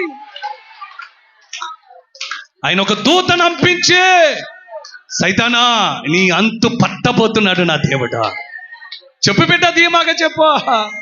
సమస్యలు చిటుకులో పరిష్కరించబోతున్నాడు నా యేసయ్య. నీ సమస్య నువ్వు భూతత్వంలో పెట్టుకొని పెద్దగా చూసుకుంటున్నావు, ఇట్టే పోగొట్టబోతున్నాడు నా యేసయ్య, ఇట్టే పరిష్కరించబోతున్నాడు నా యేసయ్య. నీ పక్షమున నా ప్రభు ఉంటే ఇవన్నీ జరుగుతాయి, నీకు ఇవన్నీ జరుగుతాయి. చెప్పాలి, నీ ఎదుట జరుగుతాయి. దీన దరిద్రులారా, నీ పక్షాన దేవుడు ఉన్నాడు. పస్తులతో అలమటిస్తున్న వారులారా, నీ పక్షమున ఉన్నాడు. అల్ల కల్లోళ్ళ మధ్యన ఎవరు అండదండలు లేవనుకొని క్షీణించబోతున్న వారులారా, నీ పక్షాన దేవుడు ఉన్నాడు. వ్యాపారం సరిగా లేక, అభివృద్ధి లేక, బలహీన పడుతూ, కుంటుపడుతూ, చినిగిన సంచానుభవంలో ఉంటున్న వారులారా, నీ పక్షమున నా దేవుడు నిలబడిపోతున్నాడు. మాటలతో, చూపులతో గేలి చేస్తూ, హేళన చేస్తూ, పొడిచి చంపుతున్న ఆ చంపులకు బాధితులారా, బాధపడుతున్న గుంపులారా, మీ పక్షం నా దేవుడు ఉన్నాడు. నీ పక్షమున ఎవరున్నారు? నీ కుటుంబ పక్షాన ఎవరున్నారు? నీ పిల్లల పక్షాన ఎవరున్నారు? బాధిస్తున్న నీ పిల్లల పక్షాన ఎవరున్నారు? ఒంటరిగా ఉండిపోయిన నీ పిల్లల పక్షాన ఎవరున్నారు? అండదండలు లేక, గతి లేక బలహీన పడిపోతున్న బిడ్డల పక్షాన ఎవరున్నారు? యేసయ్య ఉన్నాడని చెప్పాలా గట్టిగా. నా యేసయ్య ఉన్నాడండి, నా ప్రభు ఉన్నాడంటే నా పిల్లల పక్షమున, నా పిల్లల పక్షం, నా కుమారుల పక్షం, నా బిడ్డల పక్షం ఆయన ఉన్నాడు. నేను భయపడలే. ఒకటి గుర్తుపెట్టుకో బిడ్డ, జలములలో కలిసిపోబోతున్నారు, కొట్టుకుపోబోతున్నారు. ఎవరు వారి పక్షాన్ని నిలబడలేకపోయారు. ఫరోకి ఎవరు అండదండలు రాలేకపోయారు. ఏమైపోయారు? సముద్రంలోనే ఏమైపోయారు? మునిగిపోయారట. ఎదురు చూడు బిడ్డ, సైతానుగాడు నిన్ను ఎంతగా కుదిపేసి, నలిపేసి, వెర్రకొట్టి నీ హృదయాన్ని, గుండెను పచ్చి పుండు వల్ల మార్చాడే, వాడు లయమైపోయే గతి రాబోతుంది. వాడు అంతున దేవుడు పట్టబోతున్నాడు. నిరీక్షణ కలిగి నిలబడు బిడ్డ. త్వరలో నువ్వు అనుభవించుదువు గాక ఈ మేలుని. యేసయ్య ద్వారా నువ్వు పొందుకుందువు గాక. హలో బ్రదర్, పొందుకుందువు గాక. సిస్టర్, పిల్లలు, నీ కుటుంబ పక్షాన, నీ తల్లిదండ్రుల పక్షాన, అండదండలు లేని నీ కుటుంబ పక్షాన ఏడుస్తూ కన్నీరు కాస్తున్న పిల్లలారా, మీ తండ్రి తల్లి పక్షమున దేవుడు నిలబడిపోతున్నాడు. వారి వ్యాపారానికి అభివృద్ధిని కలిగించబోతున్నాడు, వృద్ధి కలిగించబోతున్నాడు, మేలు జరిగించబోతున్నాడు. జరిగిస్తాను విశ్వాసం మనకుందా? అయితే నా ప్రార్థన, దేవుడు కార్యం జరిగిస్తాడండి. నా సమస్తమైన రోగములో అంతుపడతాడండి. ప్రతి రోగము నుండి విడిపిస్తాడండి, సమస్య నుండి విడిపిస్తాడండి, అపాయకరమైన కాలం నుండి విడిపిస్తాడండి, ఉపాయకరమైన మార్గంలో నడిపిస్తాడు నా యేసయ్యని. విశ్వాసపూరితంగా నిలబడి బిడ్డ, నీకు నా దేవుడు రక్షకుడై ఉండబోతున్నాడు. యేసు అంటే రక్షకుడు. ఆయన మనకు తోడై ఉండబోతున్నాడు. ఇప్పుడు చెప్పండి, దేవుడు మన పక్షమున ఉంటే ఏముండో? భయము ఉండదు, కార్యములు సఫలమైపోతాయి, సహకారిగా అయినా ఉంటాడు, శత్రువులు మునిగిపోతారు, ఏ విరోధి కూడా నీ పక్షాన ఉండక మిత్రులైపోతారు. దేవుడు మన పక్షాన ఉంటే ఎవరి పక్షాన ఉంటాడు? అయినా ప్రార్థన చేసేవారు చెప్పాలి. ఎవరి పక్షాన్ని నిలబడతాడు? ప్రార్థన చేసేవారి పక్షాన్ని నిలబడతాడు. మాటలతో గుచ్చబడి, కృంగిపోయి, నలిగిపోయి, విరిగిపోతున్న వారి పక్షాన్ని నిలబడతాడు. అండదండలు లేని వారి పక్షాన్ని నిలబడతాడు. ఉపకారిగా నిలబడతాడు. దిక్కుతోచిన పరిస్థితుల్లో, ఒంటరైపోతున్న జీవితాలకు, అపాయకరమైన కాలముల చేత బలహీనపరచు దురాత్మలు ఎన్నో ఆలోచనలు కలిగించి నడిపించాలని చూస్తూ, బలహీనపరిచి ఏడిపించాలని చూస్తూ, హంతము చేయాలని చూస్తున్నా వారి పక్షాన దేవుడు నిలబడతాడా? గట్టిగా చెప్పాలి. నాలాంటి వారు ఉండకూడదు అనే డిసిజన్ తీసుకుంటున్న వారి పక్షాన, ఈ భూమి పైన నేను బ్రతకూడదు అనుకుంటూ సైతాను గాడికి లోనైపోయిన వారి పక్షాన కూడా దేవుడు నిలబడతాడు. వారికి గొప్ప కార్యాలు దేవుడు జరిగించును గాక. ఈ వాక్యం నేను బలపరిచిందని సేవకుడిగా నేను అనుకుంటున్నాను. ఈ వాక్యం చేత ఏకనైనా దేవుడు గొప్ప కార్యాలు నువ్వు అనుభవించేట్టుగా నువ్వు పొందుకుంటావని విశ్వాసంతో నిలబడి బిడ్డ, నా దేవుడు గొప్ప కార్యములు జరిగించును గాక.